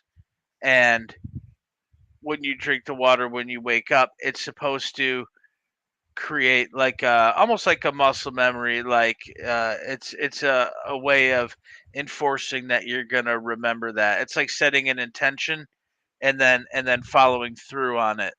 And it's similar to the diary, and it's actually great if you have that glass of water next to your dream diary, so that it it it shows a cycle of completion. Um, I've done that. It works. Nice. Um, I think this topic is super important for freedom, and it's not an obvious tie-in, but like I think seeing beyond the matrix that we're in is what one needs as a point of inspiration to realize, oh, like this is a false sort of, yeah, just reality that I don't need to participate in, you know, and that realization, and also just whether it's through plant medicine or meditation or float tanks or lucid dreaming or out of body experiences, what have you. There's so many ways into the realization that like we're so much um, we our being is infinite and we're part of this bigger source, you know, experience that and like the reality that we're in is an illusion. And yeah, like that is important for freedom. Like it may seem like a detour, but these are solutions. What are your thoughts on that? One reason it's so important for freedom is like a lot of people are in denial about their own state of a lack of freedom, a condition of slavery. And it should just be like a red flag, an alarm, and an alert. Like most people will acknowledge that free beings own themselves. Like when someone owns another person, that's slavery. And like to be free, we need to own our own body, our own mind. But if someone's telling you that because they're the authority, they get to say what you can put in your body, what you must put in your body, what you must not put in your body, that's a claim of ownership over your body. And a lot of these things they ban from going into your body are because of the effects they have on your mind. Like they argue that they're bad effects. I argue that they're good effects. They help you like acknowledge true reality, but they say, oh, they're dangerous. They're addicting. They'll make you go crazy. But if you're the judge of that instead of like the one who owns the mind, it's a claim of ownership over our own body, our own mind, our complete self. By saying like what we're allowed to put into our body and what we're allowed to put into our mind. It's so like once you acknowledge that, you have to stop lying to yourself. It's another proof that government is objectively slavery. It's not an opinion, it's a fact. Darren, what are your thoughts? 100% true. I mean, like the reason these chemicals are restricted is because of this bogus claim that the government makes on our body. And especially when it comes to psychedelics and plant medicine, it's that, certain chemicals lead to crime think, right? I mean, like, essentially, whether we're talking about meditation or psychedelics or other types of like yoga, essentially, we're talking about acquiring knowledge and being our own primary source. So when it comes to epistemology, there's many methods of acquiring knowledge. You have you have deduction, like Sherlock Holmes was really famous for, like you exclude all the possibilities. You can deduct. You can also um, use inductive reasoning, interpolation. You can hear from a trusted source. Okay, in ancient India, they would call that shabda, hearing from a legitimate source. You would have like uh, scriptures, or that was another one. Shastra Pramana is what they call it, like confirmation from the scriptures. But one of the ones in the Bhagavad Gita that's called the King of Knowledge, Rajavidya Rajaguhyam Pavitramidamuttamam Pratyaksha Vagamam Dharmyam Susukam Kartumavayam. It's this is the King of Knowledge, the secret of all secrets. Um, it's the supreme purifier, and because this knowledge, because Raja Vidya, because knowledge is acquired by direct perception of the self, it's everlasting and joyfully performed. That's like the I believe the second verse of the 9th chapter of the Bhagavad Gita. So it said this knowledge is the secret of all secrets, and its direct perception of the self by realization. That's what they don't want you to know, because that's the only type of knowledge that is immutable and everlasting and not dependent on something else. Right. Realization, self-realization, and then self-actualization. that's what they don't want. All the other types of knowledge can be manipulated, but direct perception of the self by somebody who has their faculties in order and knows how to think and process information, right? It's not, you can't just think and realize whatever you want and have it be correct. But if you align yourself with certain moral principles and essentially objective reality of natural law, it shouldn't be that difficult. If you simply get your ego out of the way and don't try to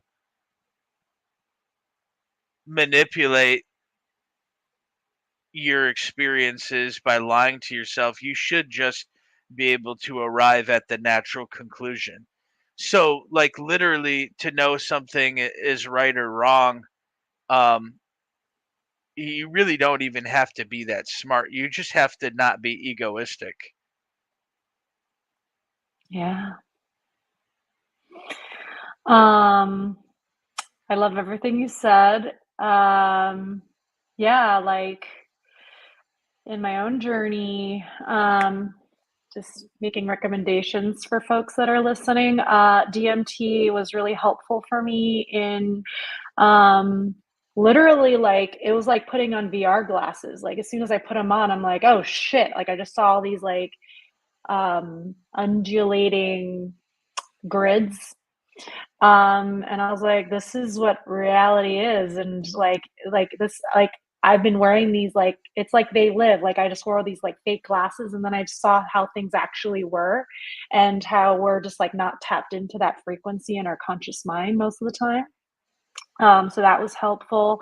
And just, yeah, just taking, like you said, the ego out of the picture, ego death, and then real actual like death. Like, I experienced that on a heroic dose of mushrooms. I no longer have fear of death. That's why when we talk about things like, oh shit, what's going to happen if, one doesn't pay taxes, or like, what, like, we can't form a militia because it's risky. Like, I don't give a fuck. I literally don't give a fuck, because I saw myself dead already. It's going to happen. It's completed. And like, time is an illusion. And like, here I am in this specific moment suggesting, and it's like, of course they wouldn't want people to Right. take heroic doses of mushrooms, because can you just imagine how, like, a populace not afraid of death, right? Like, there was this movie that I saw on the arc, going through the Haitian Revolution. I gotta Yeah, look I it saw up. that. You saw it too, yeah. And Yeah. like, one of the key factors in that revolution was a lack of like fear of death. They just didn't give a fuck. And Fear it's is like, the most powerful to thing be to make a people revolutionary, you controllable. have to not give a fuck, And about your own death is the individual biggest death. fear. Sorry, go ahead, Jeff. I just want to. I'll repeat it. I just said one thing really quick, that fear is like the most important thing to make someone controllable, and then death is the biggest fear. So yeah, that's why. Uh, Yeah.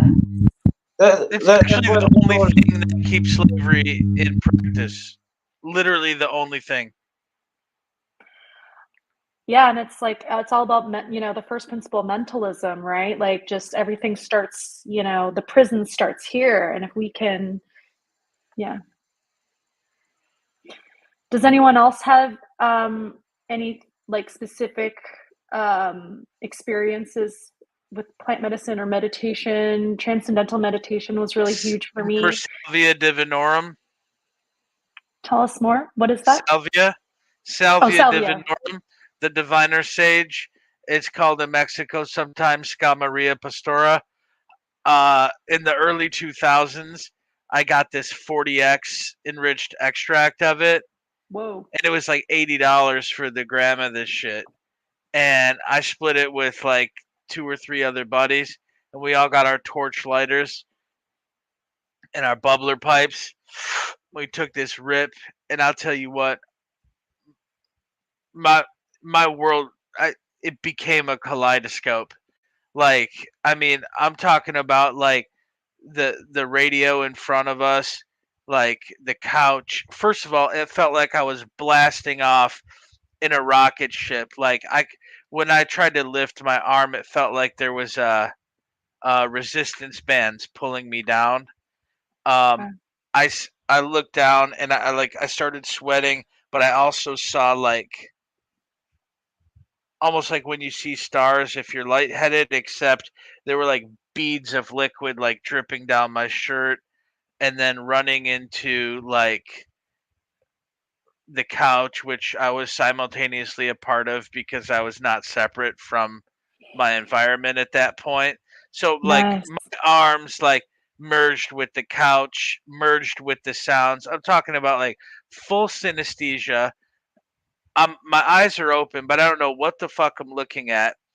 Everything looked like almost like two-dimensional to where it was simultaneously flat, melting, and horizontal. Like there was like no difference. So like if you can imagine like a television that had like an old scrambled cable channel back in the day, like I was looking at it, but it made no fucking sense.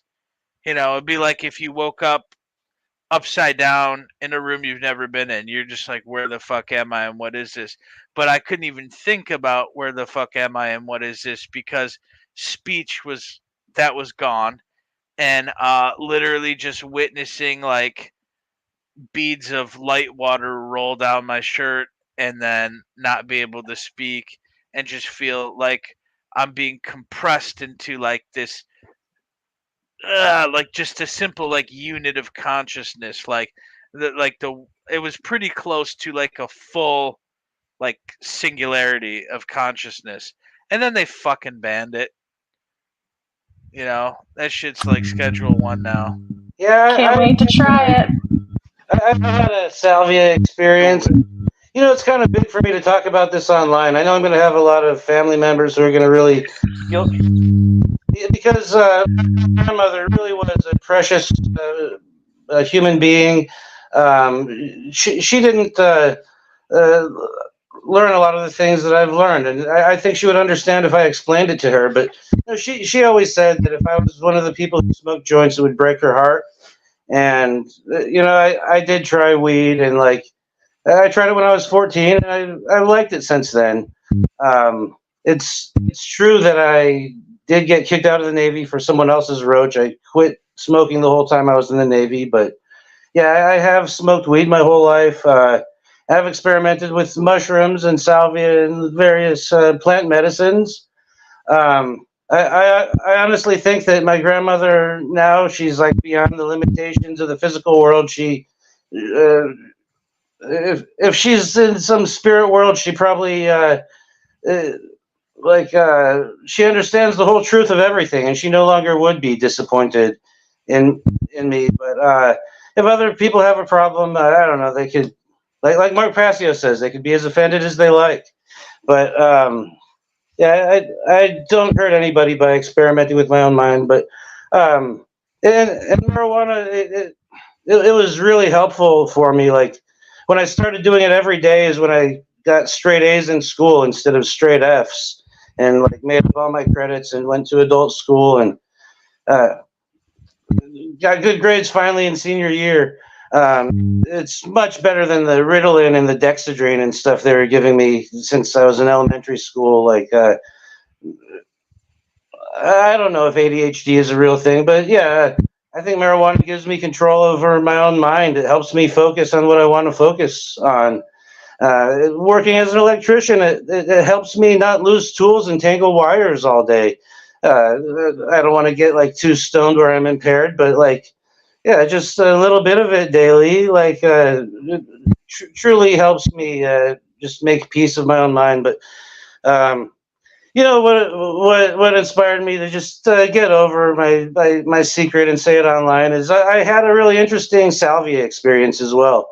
It was in the early 2000s, around the same time as you.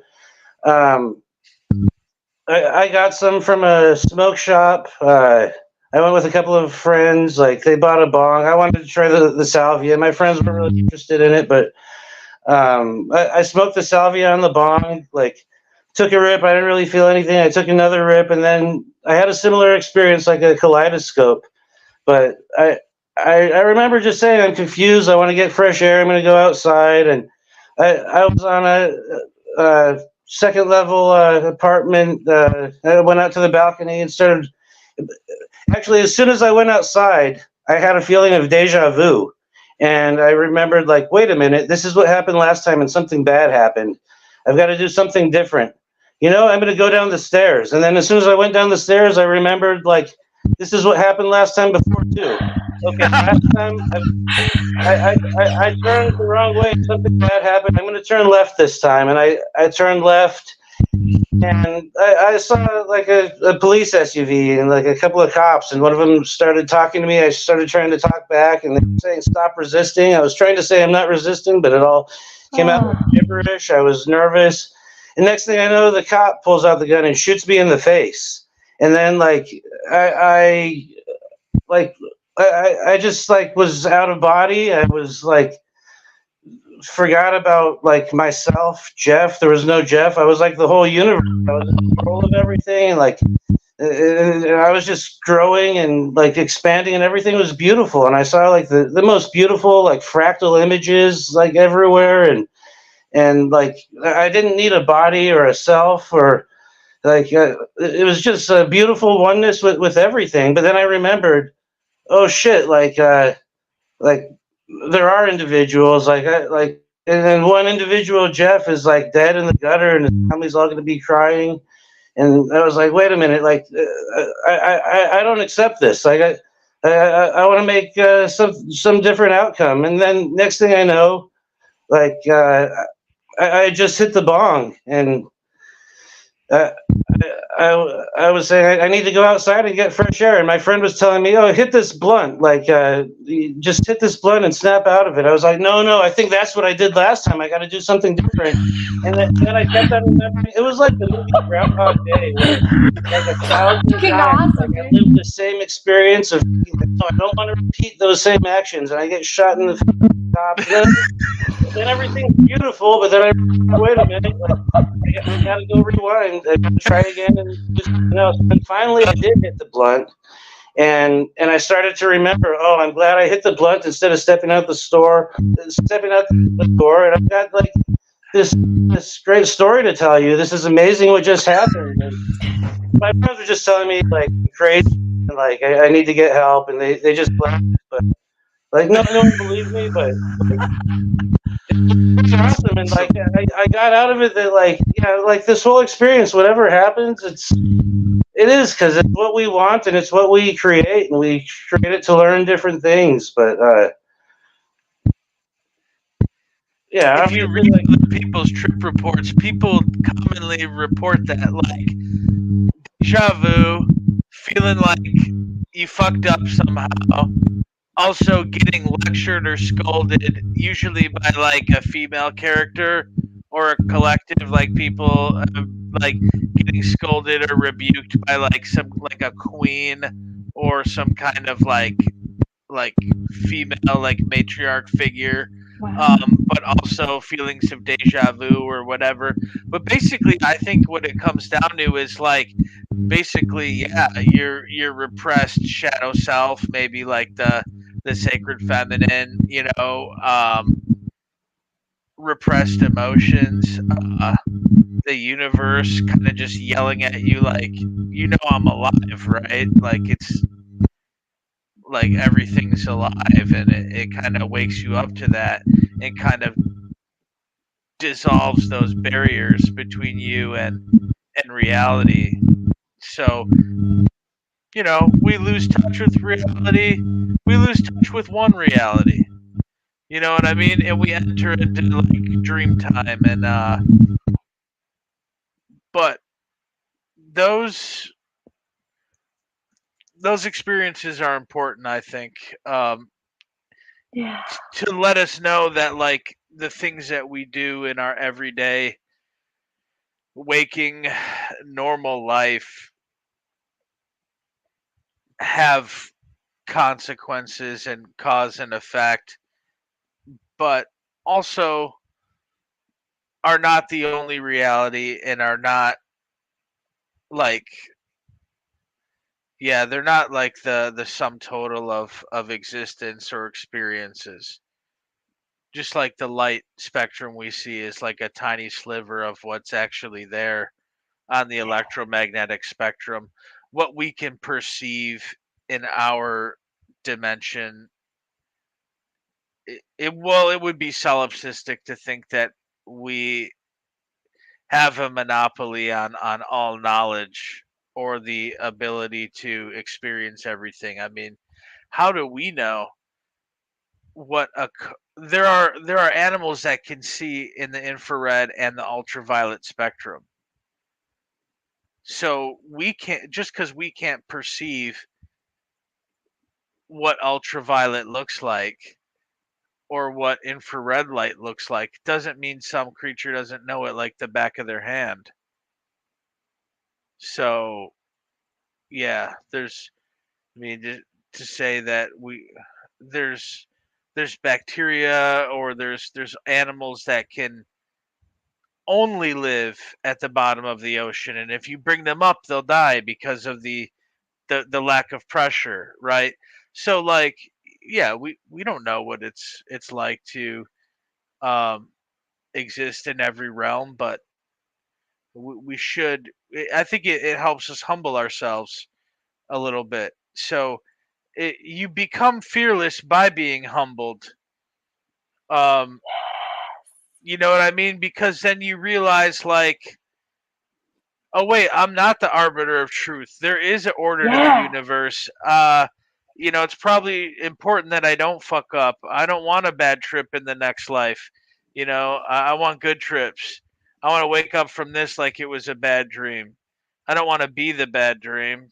It Oh, helps awaken you to the fact that life comes from life. The fact that we're alive means we come from a living uh, source.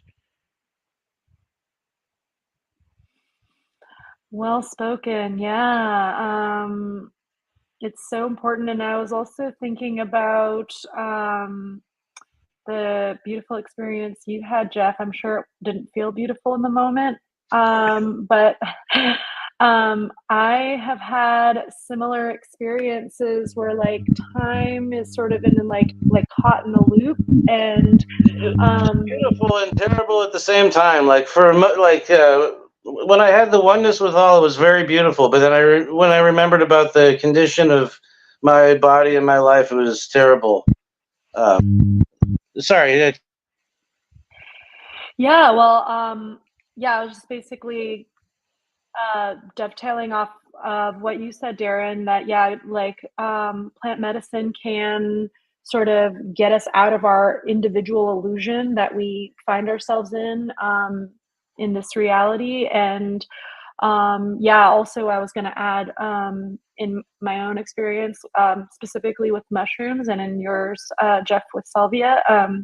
Just like time is an illusion too, right? Like that we have this like specific sort of like linear illusion of time. I actually didn't get a chance to tell you both, but I experienced deja vu in this fucking podcast. I'm fucking sober. Yeah. So like I had Okay. this like experience where I was talking to two guy friends, and talking about like forming local militias and stuff, and I was like, I've had this moment before. That's crazy Yeah. because I'm pretty sure, like, when I woke up this morning or this afternoon actually, because it's my day off, I literally had a feeling that like I was on a podcast like in my dreams. Wow. Probably because there was a discussion last night before I went to bed, and then I read this book, which was the first book on like serious book on yoga I ever read. It's from the 1940s. When What's I it was called? reading, it's called Gems of Truth. I'll drop it in our Telegram. But Yeah. basically, like it. Well, we were talking about the involution or non-existence of the universe, and like um the emanations, how like the monad and the duad, 0 equals 2, that, those type of equations, and like what happens, like, with energy or matter differentiation. And so I was going over that book. I actually downloaded it from archive.org, but that was the most powerful book that woke me up. And it's called Gems of Truth, first series. um, it's from the Gita Press in Gorakhpur, India. And I was going over some of the material there, and it's in a like a religious context, so it's biased towards like that particular tradition. However, so like sometimes, like when they refer to certain characters from like the Mahabharata or the Bhagavatam, like you might not know what they're talking about. But I was reading about that, and it said some great things about like that which is not real never comes into existence, and that which is real never ceases to be. So they're talking about, Mm. you know, spirit and matter, and the fact that they appear different and they may behave different in certain conditions. However, it really is false to believe that, like, let's say, okay, so what is matter? Like in the Vedic, and later on, you could say it's also tantric too, because the teachings of the Vaishnava sect, they are tantric. They don't call themselves that, but their right hand tantra, the Narada Pancharatra, is in the Narada Bhakti Sutras. They are tantric Vaishnavism, and essentially, they believe that matter is the energy of God. So, like that right there, like, what do you mean matter is energy? And then they're like, but what is God? Well, God is the consciousness. So, and then they say that the matter was impregnated with life by God looking upon it. So the gaze of Vishnu is what impregnates matter with life. And that, you know, Dude, Like observation collapses the waveform. right. And then yeah, the that's double slit experiment. the Yeah. union of Shiva and Shakti, which which caused the physical manifestation of the universe, and that creates the five elements, which, and the and then their properties, like, so from ether you have sound, right? And all the emanations that become like, so it's like matter. But they say like the energy, the Shakti and the Shaktiman, the energetic, I mean, they're really non-different. I mean, they expand, and they interact, but essentially they're all one thing, so they're really not truly separable. And in that book, it was going into like how the yogis, some of them would, some schools of thought would say that matter is temporary. But if you get down to it, even if you're in a so-called immaterial state, I mean, that doesn't negate the existence of matter. It's more like your perception of it or not identifying with it. Mm. So basically, like, even though like there's sentient beings and less sentient beings, and then like inert matter, it doesn't mean that we're not still in the spiritual world. Right. You know what I mean? Like, Mark Passio has said before, like, people always want to believe in a hard separation between the spiritual and the material worlds.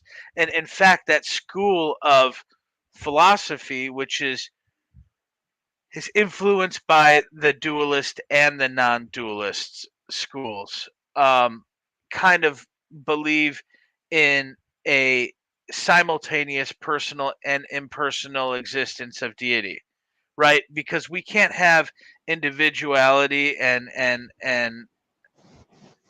conscious experience if it's not existent in one way or another in the source. A conscious being or a life form is the connection between the physical and the non-physical realms. Correct.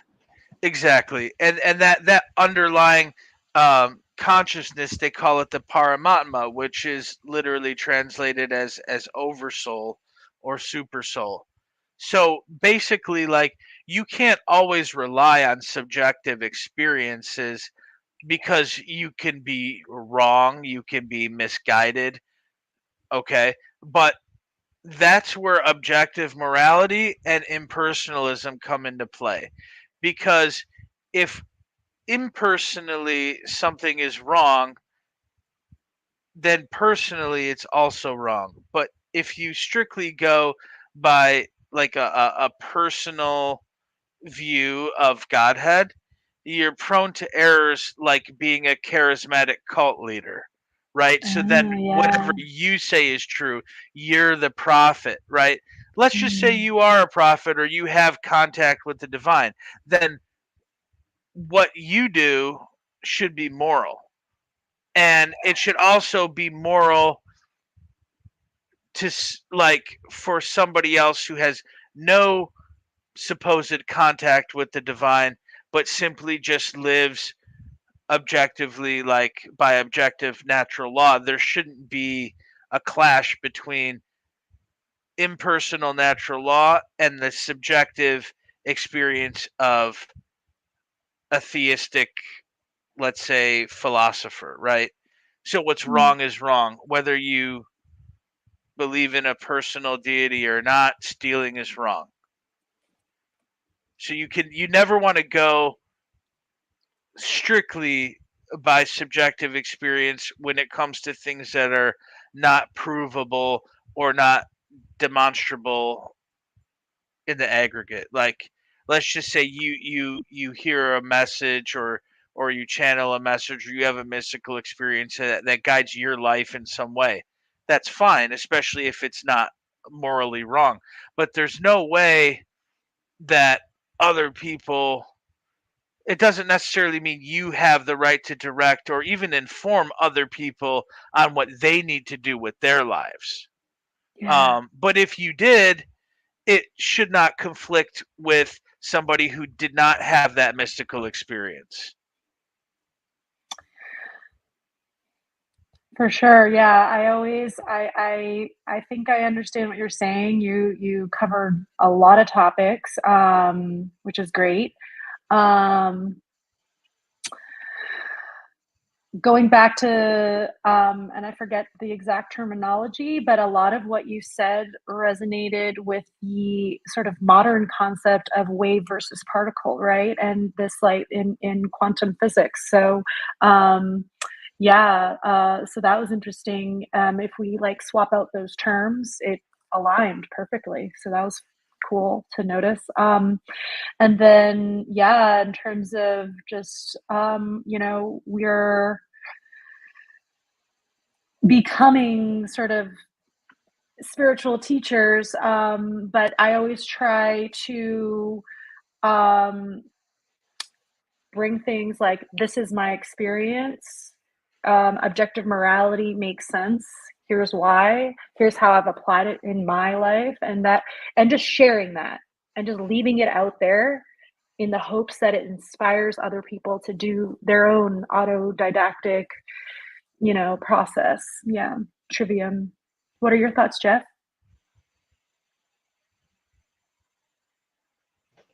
Um, I don't know what to say right now. That's okay. Yeah.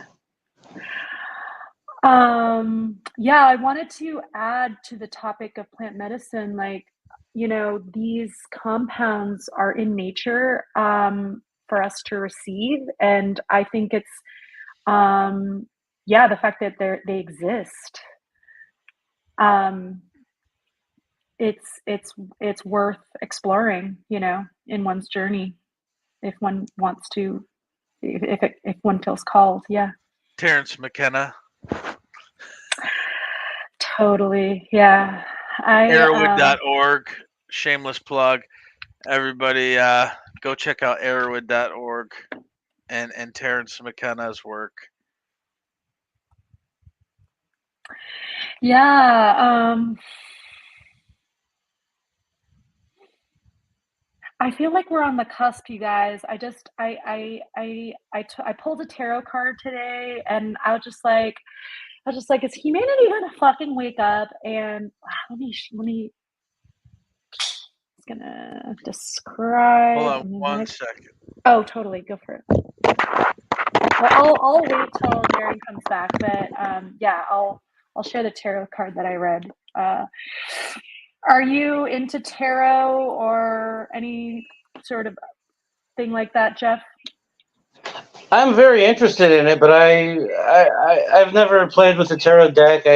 I'm not too familiar with all of the different cards, but I know that it can be something to teach you about your own consciousness as well as to divination and um, I, I don't know about it though. I have interest in it. Uh, I played Texas Hold'em a lot. It's a whole different deck of cards, but I was thinking that like the game of Texas Hold'em, like maybe I should like think it out and like maybe save it for a topic for another episode. But like I think there's patterns you can find in a lot of things. You could learn about many things from many other things, and like I think you could learn a lot about life in general uh, by the way Texas Hold'em works. Um, Can you elaborate on that? What do you mean? On my dog. Apparently, it was someone else's dog.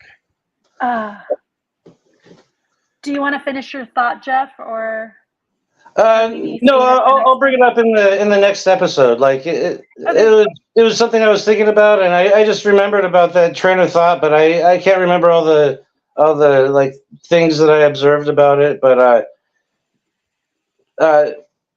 yeah, I just found a lot of patterns that are true in Texas Hold'em and true in real life as well. But You gotta know when to hold them, know when yeah, to fold them, know when to walk away, know yeah, when to run. like the songs, I yeah, listen to Gambler that all the too. There's time. some lessons you could learn. Yeah. Maybe I'll bring it up during this episode. Go on, tell what you're telling about the tarot. I'm really fucking mad at myself because like this tarot fucking thing that I use on my phone, I forgot to screenshot it, so I can't tell you guys, but You know, I forget do you remember the card? I don't want to. Give me a second. Do you guys want to? Do you like tarot, Darren? You want to fill the? You want me to try to find your card? Do you have a deck? Yeah, right here. Yeah, all right, Yeah, all right. dude. Let's stare at the deck. Hold up. Okay, hold on. All right, like I like to. Okay, what's happening? Am I doing it, or is Jeff? Jeff, do you want to do it, or shall we do it together? Jerry, I'm gonna try to see what card you pulled. Just look at the deck and think about the card you pulled earlier today.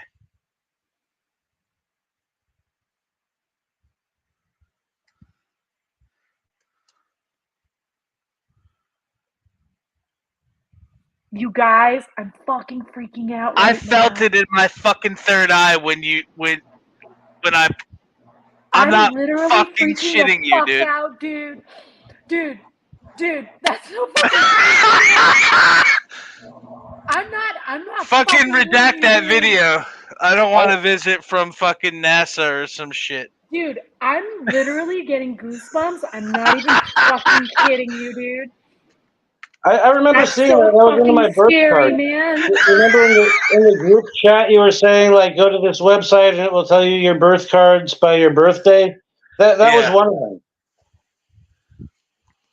Yeah. I think. I could be wrong. I have no words right now. I can't. Yeah, I mean, I'm freaking out, dude. I'm not even fucking kidding you, dude. You guys, I'm not even fucking kidding. Like, literally, like, ever since I like aligned my life with natural law, really fucking freaky shit has happened to me. There's so many fucking synchronicities, and what just happened between Darren and I was so fucking freaky. I'm not even fucking kidding you guys. That fucking just happened. I'm so fucking freak. Oh, okay. Sorry. Keep going. Fuck. Is this your card? Shut up, dude. That's fucking crazy, dude.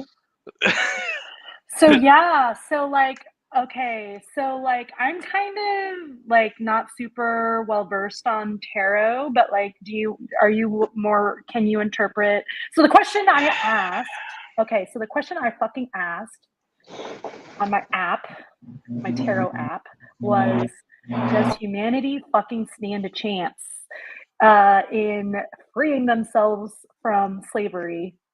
And the message that I got from the card was, yes, but you have to act. Is that magician? Yeah. So you're saying, is that like a typical interpretation of the magician card? Yes. Because that was the card you pulled, right? I can't remember if it was that or the Hierophant or whatever. Is that the same or no? They're related. Okay. I believe the Hierophant is like the magician in the intermediate stage. Let's But what was freaky though, dude, is that it was like upright facing and it was like that major arcana and it was like a single dude. Like, yeah, like magician or Hierophant, one of the two. I can't remember exactly, but the way you Sometimes- held it up was so fucking freaky, dude. Oh, sorry. This is a site that's pretty good. Spiritual wisdom, religious beliefs, conformity, traditions, institutions. The Hierophant is the masculine counterpart to the High Priestess, which in this deck was the one right behind the Magician,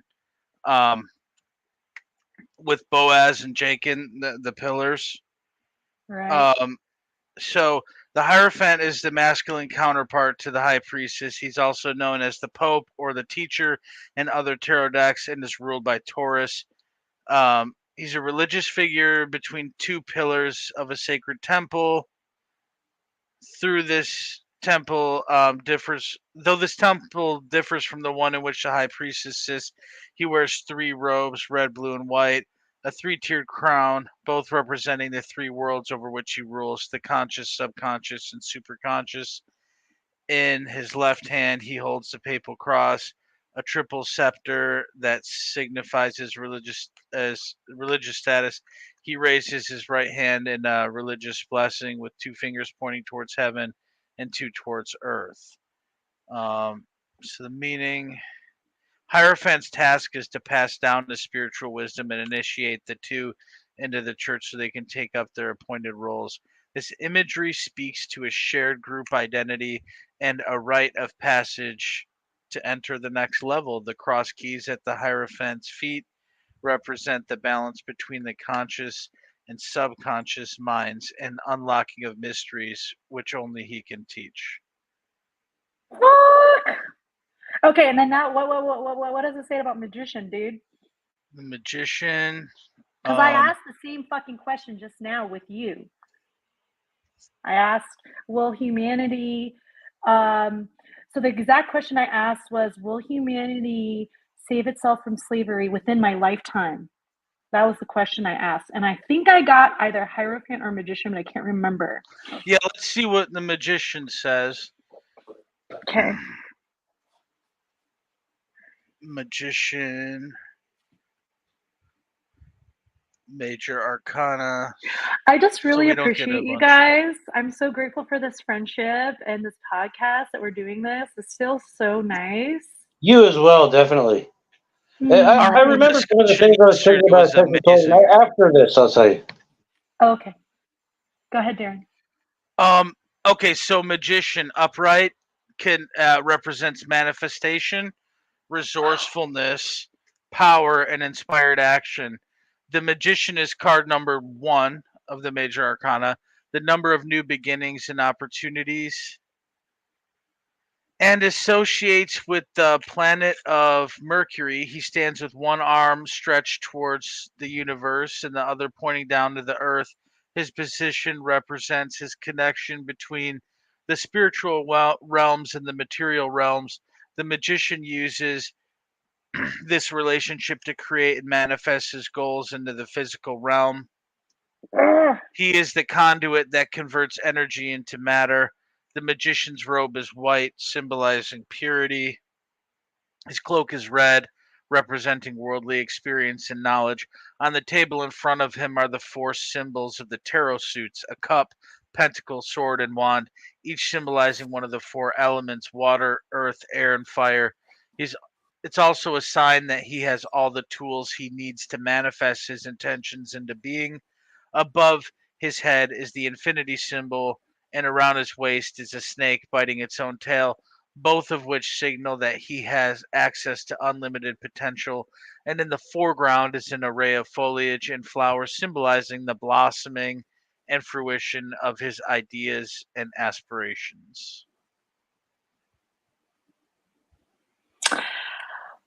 Fuck yeah. I'm feeling good about those two polls. The one that I did on my own that might have either been Hierophant or Magician. I think it was Hierophant. And That's then for you, Fan- yeah, I think I got that one. And then you pulled Magician for me for the same question. So the two feel, yeah. Wow.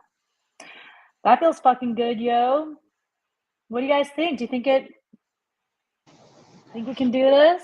The one I'm day at definitely work? interested. I want to learn a lot more about tarot. I want to get my own deck and play with it. I'd like to take the time to draw my own deck as well. So But Darren, you have like the go ahead. Go ahead, Jeff. Sorry. no, if you have more to say about tarot, go ahead. Because I was kind of going to talk about the Texas Hold'em a little bit. And I don't remember I might want to talk about it on another episode too. I don't know if I'm remembering all the things I want to say about it, but after we finish this topic, I don't want to like jump all over the place. Oh, no worries. I was just gonna say, I think with tarot cards, and correct me if I'm wrong, Darren, you need to be gifted a deck. Is that correct? That's what I was told by I've like heard one a of my lot witch of friends. I've heard a lot of things about them, but I mean, I just went to a metaphysical shop and bought my deck. That's like the classic deck you have, right? Yeah, this is the Universal White, which is basically just a slightly updated version of the Rider White. I have one like I have like a moon. I think it's called the moon deck or some shit. Let me find out. Whether it's just a superstition or if it's something that's actually giving it more power, I don't know if it takes anything away from doing it on purpose, but like, say if I buy one for you, Jerry, and you buy one for Darren, and Darren buys one for me, we could all get gifted a deck. Yeah, and so I'm wearing a shirt right now, but if I was wearing a shirt that was a gift from somebody else, I would say that shirt probably is going to mean more to me and be more sentimental and therefore more connected to me than a shirt that I purchased for myself. That would be the same thing as if I made a really good meal for myself, that's great, but if somebody made a really nice meal and then gave it to me, I think I would enjoy it more. So I think it helps. I I don't think think it's also, impossible, but I think it helps a lot probably. Definitely sounds plausible. well, it's also just like I feel like we leave traces of our energy on objects, and if something is given out of a generosity or just care, Yeah, you know what I mean? right. If I was waiting for somebody to give me a deck, I don't know if I'd ever get one though. So, you know what I'm saying? I'll give you one, dude. I like this. Thank you. Jeff, So you can give one to me. I'll give one to Darren. Darren can But you give know one where to you know where I got my deck though? I Where? got it from a store that was owned by a guy that I went to elementary school with, like, and all the way through high school. So it's funny when I went into the store to check it out, where I got my tarot deck from. Like, I didn't know it at the time, but this was the store was owned by a dude that like I had known like pretty much my whole life, Nice. and yeah, one of my classmates, and then he did gift me some incense, so that was cool. Hey, the only place I could think of off the top of my head where I could probably just like go in my local area and buy it is a local smoke shop. I think the owner makes his own incense. I don't know if he's a devil worshiper or not, but it's called the Devil's Workshop. But like, what if I bought the card from there? Like, I don't know. I should talk to him and get to know him. If he's like a devil worshiper, maybe it would like have some bad energy or something. Like, Well, and I the just want to devil, buy it from there. But the devil in tarot is not like a Christian devil, though. You know what I mean? But yeah, definitely a little bit sketch. I don't know. What are your thoughts, Darren? Yeah, for the name of a business, I don't know. Like, well, Jeff, you said it's a smoke shop primarily. yes, I think it's a smoke shop that's older than I am, but I've only been there a couple times in my life, and it's right down the street from me.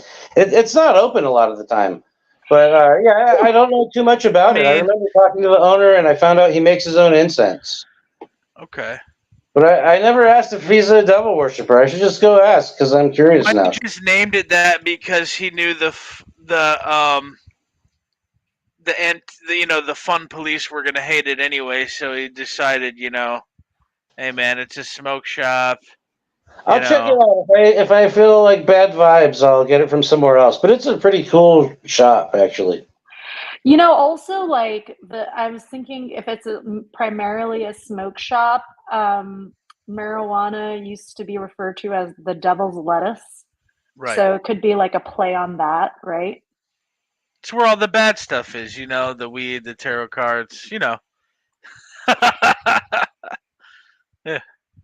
Yeah, someone asked a really good question in our group chat about like, hey, like, do you guys remember about like some concern regarding like yoga? Yeah, I agree with your response totally. Like, just ask yourself, like, does it harm anybody? And if it doesn't, like, just feel free to do it.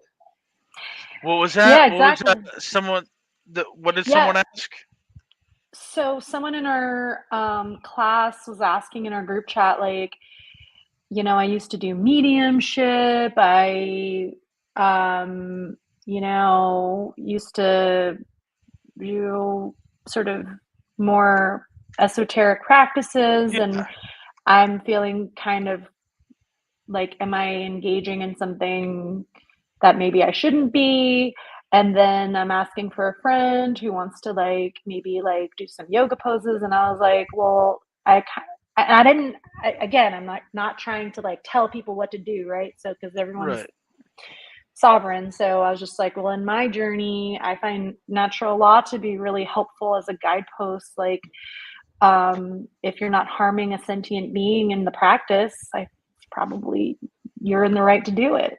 All the religions that accuse practices like that of being Satanism are projecting. Those religions themselves are denominations of Satanism, and things that could expand your consciousness and help you observe reality better, empower and free people are exactly what like religions are trying to keep us away from. They are doing the devil's work. That's why like the organized religions like are all denominations of true Satanism, which is like the force of death. I just want to tell you some things that I make up and get your money from you. That's not okay? Yeah. You know what I mean? Like the thing that they accuse the fortune teller of is the same thing that they're doing. But all of them, if you subtract from them the things that are wrong and bad and like false knowledge, lies, advocating to harm other people, like you don't do any of the bad things. What you have left is the knowledge that is true and useful and every religion, despite all the religious organizations being denominations of Satanism, like every religion has a corresponding spiritual tradition, which is all the good stuff. If you just you can practice everything from it except for the bad stuff. Just like a country organizing and working together, take the bad stuff out of it. It's not government anymore. Right. Take the counterfeit out of currency, and you have like gold and cryptocurrency. It's still something that can be used to like exchange goods and everything. Like the monetary system too. Take the wrongdoing out of it, and there's nothing wrong with it. Right. Free exchange of goods and services and ideas. And I think, yeah, if someone's doing tarot or any other like spiritual practice, as long as they're not scamming anybody, lying to people, or, price gouging or in some other way saying, like, well, look, I got to remove this curse. So ask your mom if you can borrow some money so we can remove this curse. You know what I mean? Like, yes, there are hucksters and charlatans, everywhere, but I feel like somebody who's one of those type of spiritualists, for the most part, is not going to have a very successful career. I mean, some of them do, but they're few and far between. Just basically, if you get a reputation as a huckster, like people aren't gonna. I don't know. Joseph Smith, though, right? I mean, Yeah. there are actually, unfortunately, I don't know. I think people are really good, like John Edwards, the TV guy, the cold readers, the mentalists. I don't know. I think we all. The crazy thing is like a psychic with a crystal ball, like we're skeptical of, but we're not skeptical of a dude in a suit in the middle of the Capitol building talking about, infringing upon our rights with our permission for our own good with stolen money.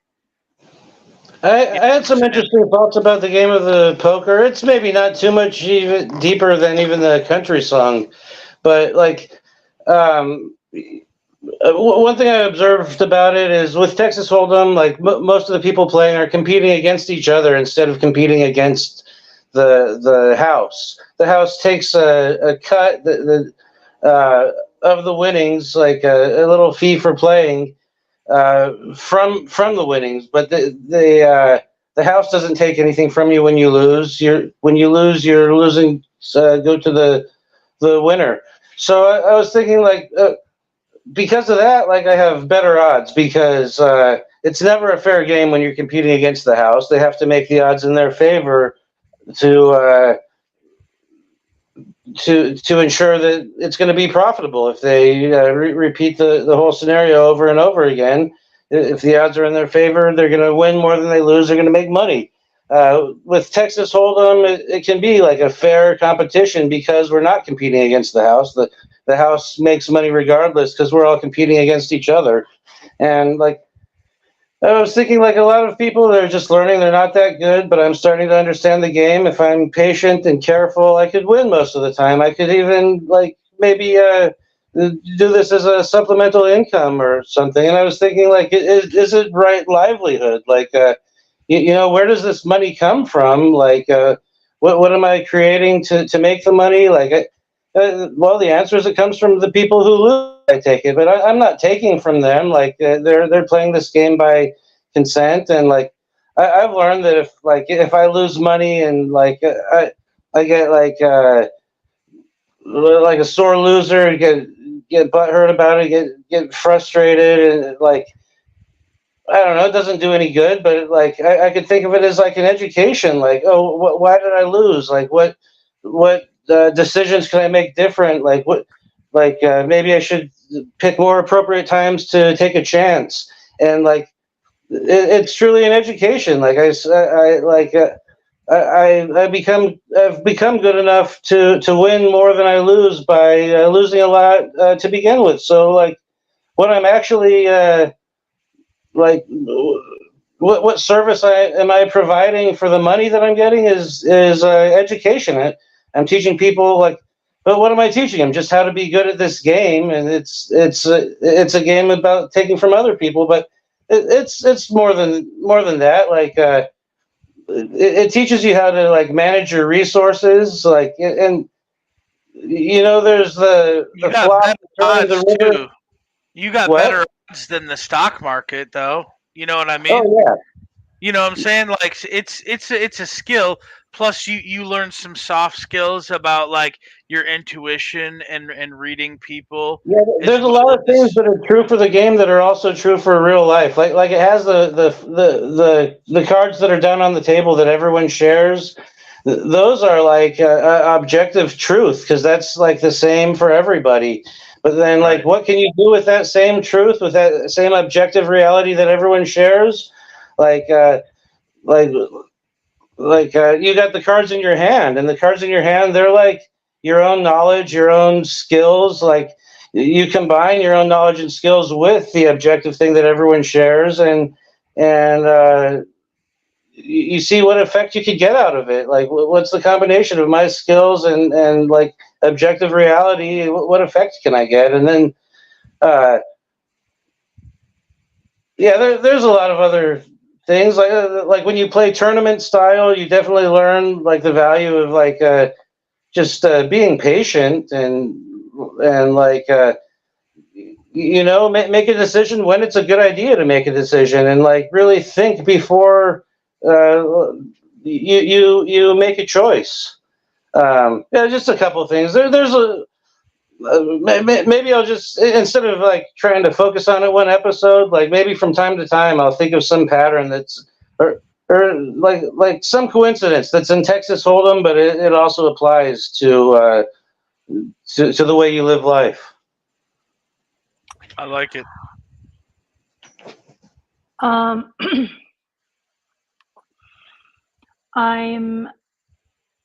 don't think that, I want to say this in a way that doesn't offend.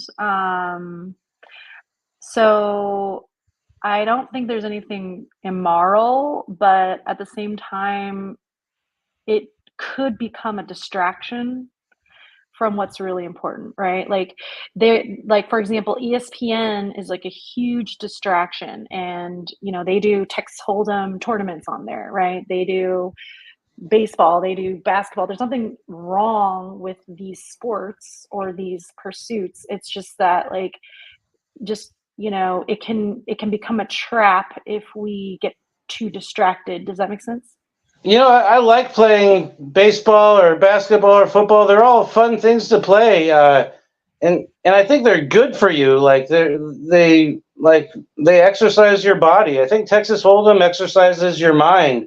But I think the big trap is instead of going out and doing it yourself, you just get addicted to watching other people and identifying with the accomplishments of other people because they're from your local team or something. And definitely playing the game for entertainment. That's why I haven't played Texas Hold'em myself for several years. I just don't have the time to do it. There's more important things. It could be the bread in circuses, like the Romans said, to stop the revolt, just give them the cheapest bread to eat so they're not hungry, and give them the circuses so they're entertained. And sports are totally used as that, including Texas Hold'em, but all of the sport, Texas Hold'em also, I'm not interested in watching on TV. I'd rather play a free game or a 10-cent game on the internet if I want to get education about it. I think it's bad for you to just get stuck being a spectator instead of just doing it. But doing the things are less likely to be that same type of bread and circus trap. But still, if instead of doing something constructive, instead of doing the great work, instead of just doing the work to be independent in your life, if you want to just go play basketball every day, you might be really fit.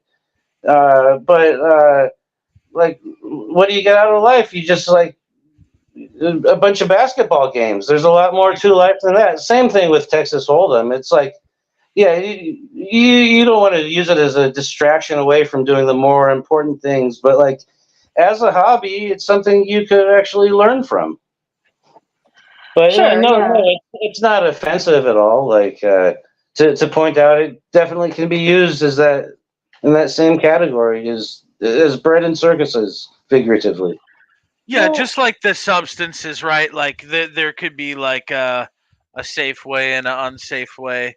Yeah, it's just one of those sure. things you got to be careful with. Just like really anything powerful or effective, uh, weapons, psychedelics, Yeah, you could just gambling. be mesmerized by like the awe of like the psychedelic imagery, or you could like and just do it again and again and again, or you could do it once in a while and really analyze the experience and think like, what is there for me to learn from this experience that I just had, and like do it in moderation and like then you're not going to accumulate all the harmful effects of whatever you do. But sometimes, in moderation, it's enough to get the good effects that something has to offer. So you got to find the healthy balance. Yeah, for sure. I think, yeah, just having a balance and I'll just share in my own life. Like I experienced some regret from devoting myself to things that don't actually matter, such as academic pursuits. I wasted my life on bullshit, like getting good grades, getting degrees, and like, who gives a flying fuck? We're in a like spiritual war right now, and wasted a couple decades on bullshit. Not that it was wrong or immoral, but it was just not what I feel like. I have a purpose now, now that I have a pretty good understanding of natural law enough to talk about it for the rhetoric stage. And yeah, like there's just so many zombies, as we named our podcast, out there that I just wanted to talk about the name of the podcast. It's like another synchronicity. Uh, but like, and what I was going to mention about it was kind of a synchronicity. Like when I came up with the name, I wasn't even like thinking about this, but I actually had like a recurring dream for like probably like over a year before the whole pandemic happened, when there was like big scares that we're gonna have a big pandemic with the swine flu and the bird flu. I had a dream that I think it was the swine flu was turning people into zombies, and then like I had a lot of dreams about like fighting zombies, and um, some of them were more intelligent. They were like trying to like coerce me to be like one of them, and like some of them were just like mumbling and like they were fighting. For some reason, it wasn't scary. Like even though it was fighting zombies, it was exciting. It felt like watching an action movie, but I was there doing it. But yeah, it's kind of weird that after I had all those dreams, there really was a big pandemic, and I started to like think of a lot of the people who are mindless as zombies, and like uh, then I started doing this podcast, and like because I was thinking of the people as similar to a zombie epidemic, like I named it that, but like I wasn't even thinking about the dream that I had, but it could have been like a predictive dream. Maybe that's a potential timeline. Like I think like the people who made the big pandemic were considering doing it over swine flu or bird flu. They just did it over coronavirus instead. Like, when you go to sleep, maybe you go into like another part of space and time. Yeah, yeah. Maybe some of the places you go, they're real, just like the awakened reality. And I don't think all dreams are like that. I think some dreams are just purely created by your mind. But um, yeah, so I think dreams could predict the future or a potential future. Totally. I mean, Carl Jung believed that with synchronicity. That's kind of the synchronicity and deja vu come from like you having tapped into this collective unconscious, and then when something in your conscious mind links to that, that's where you get the deja vu feeling from. So like we yeah, I mean, I've had precognitive dreams that, like, for example, like a dream in which like I dream of a certain like place or a date or very specific words, and then they come up in my personal life. Yeah.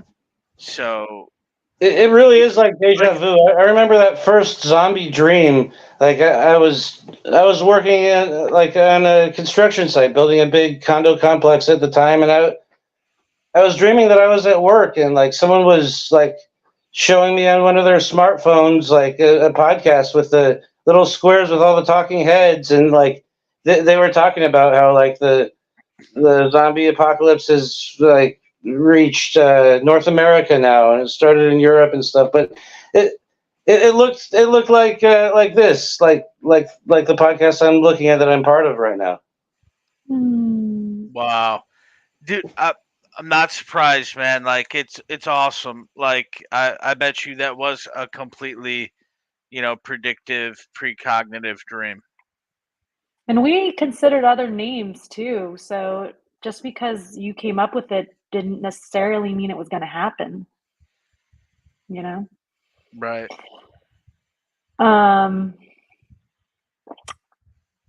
so this is kind of a big topic. We can totally not talk about it, but I kind of want to bring up extraterrestrials. Is that okay? Yeah.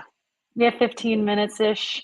I have a lot You of really, theories. I don't have a lot of experiences myself. I don't really have any experiences myself, but I'd like to hear more about yours. yeah. We have to end at 3 hours just because certain platforms have a limit for the size of the file. So yeah, I was mentioning in our class last night that like, yeah,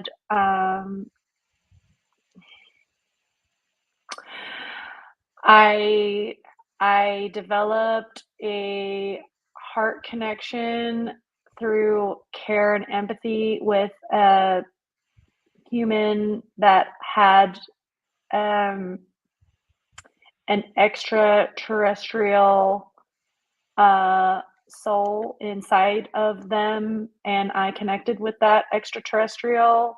And when I realized who they were, and I just saw into them, and I was like, holy shit, everything that they've been saying is real. And it just fucking completely shifted the entire paradigm.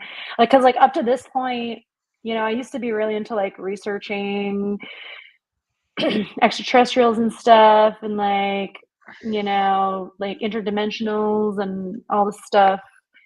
Um, UFOs. And I kind of hit a wall in that I was like, shit, like this whole like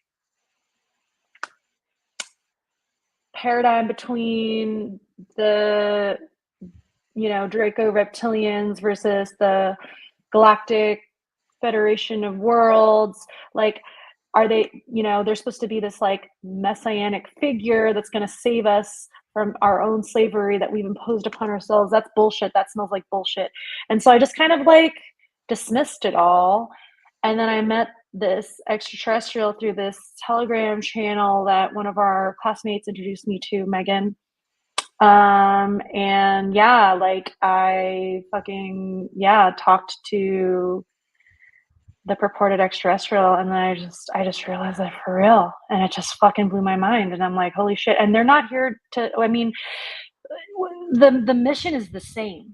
We still need to be the ones, whoops, I just flipped my hair tie, the ones to do the work to take us out of our own shithole we've created for ourselves, so that's not changed But yeah, just like talking to an extraterrestrial about like, hey, what other civilizations have you seen that have gone through this experience? Like how did like what were the results of that and stuff. And so just like asking, even if they're not here to quote unquote save us, or like they're here, they can offer assistance, they can offer advice based on seeing other civilizations go through what we're going through. So anyway, thoughts, questions, comments? I think we should, I guess, dedicate more time to that. Sure. Yeah, we can talk about it in the It's future. interesting. I think it's interesting, and I don't want to like, cut it short without giving it more thought. But I want to say that it's cool. I think it would be like really solipsistic to think that there is no extraterrestrial life. That's just a diseased, delusional mind that'll dismiss that. Like, what do you mean? What do you mean life? Outside of Earth? Like, you're like a frog in the well. Like, come on, dude. Even course if there there's is life. another species that's capable of saving us that could contact us, it could be the case that they're not going to do it until we get over some of our own problems. Because the belief in authority is a mind virus that it could be a existential threat to them to even expose themselves to us. Like we could start like a practice, not like You're right. censorship, but Like, we but didn't like, ask for help, so if they were to help us without our request, they would essentially be enslaving us, wouldn't they? yes. Can you elaborate? What do you mean by that, Darren? Yeah, like in Star Trek, for example, they had the Prime Directive to not interfere with the development of an alien civilization, especially ones that are like more primitive. And it Okay. also is a non-interference rule. But whatever. From science fiction to science reality, I feel like if an advanced race were to come down here and tell us we're part of an intergalactic family, we're not going to believe them. No, There's that's going not the to be exact point people. I'm making. I'm saying that like we're brainwashed so bad. We're like persuasively trying to push the lies that we ourselves believe, and they're dangerous lies that like the lie that more objective morality does not exist, and beings could be authority figures over other beings. They might need to quarantine themselves from our influence because like our mindset is so dangerous. Like maybe they're not going to reach out to help us because we're so dangerous because of the low level of consciousness that we're at. So like uh, I think that I don't think like the human modern human is like the apex of our evolution. I think that yeah, like there's no limit to like what type of great beings could evolve. I think there are really great beings who live great lives out there, and we could be like that someday. But like people say, like if that's true, why don't they come to save us? I'm just saying that could be like the reason that they like it's not really worth the risk to themselves to try to save us. We're probably not savable until like we save ourselves to a certain point. Right. That's what I mean by like they could be, without even intending to, like end up enslaving us in that, let's say they give us certain technologies and then we stop They have. developing things for ourselves. Okay. Or they could give us technologies that we end up weaponizing and causing ourselves to go extinct. Okay. Or they come down here and large amounts of people commit suicide because they think they're evil. Maybe they're not evil, right? Mm. So you're going to have people starting to worship them. Then you're going to have people claiming to be them, right? Like there's going to be people who would put on makeup or somehow there. You have Or no like the idea. royal families claim they're descended from or Anunnaki. the Anunnaki or divine gods of all different traditions. It could be like catastrophically interfering with with our society, even if they have good intentions. It'd be no different than like, what if some well-intentioned people contact the uncontacted tribes in the Indian Ocean or in the Amazon? Even with good intentions, you could accidentally give them a disease. You could cause them to develop some errant religious ideas. You could cause them to hate us and go on some kind of hunting party. Like, you never know. So I think these other civilizations observe us at a distance for a reason. Well, I think it's important, like, if they're sending ambassadors for us to represent the human potential, right? Like, many of us have a slave mindset, but some of us don't. And some of us are open minded and heart centered and want to connect and learn and collaborate and grow and support one another in our species or civilization specific journeys, right? Like, we That's why can, they communicate with you, because you make a free will decision to communicate and interact with them.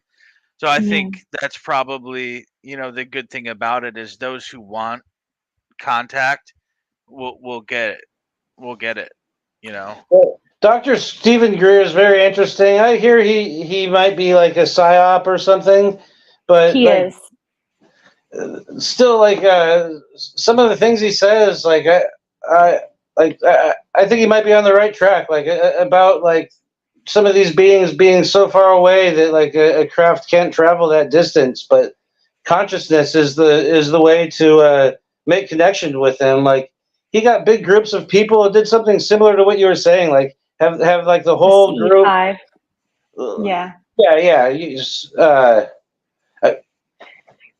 I, I, actually, I don't remember if that's. Are you saying that's the name of his group The or? CE5 protocol that he Oh, okay. to connect with. So you're totally familiar with that, and you're still saying he's a psyop. Is what he's doing like some fake thing that doesn't work to distract people away from the thing that you were doing, or what do you know The about thing that? I had, the issue I have with Stephen Greer's work is that he maintains that there are no negative extraterrestrials, and there most certainly are. And So one more issue that's with him wrong. that's with a lot of people is like if you're telling like some essential component of the truth, like you should also be focusing on the main thing. Like he doesn't talk about objective morality and government being a fraud.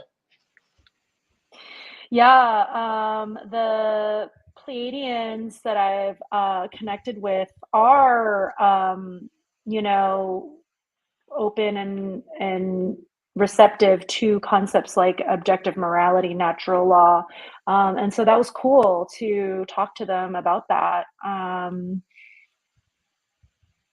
Yeah, So did you to them through like a channeling, like yeah. or through No, Telegram. Well, or through? also astrally at the same time. Okay, but did you also say it was a person who like they lived their life as a human being, but their consciousness was like doing this incarnation from Yes. like they lived all their past incarnations as some alien species or something.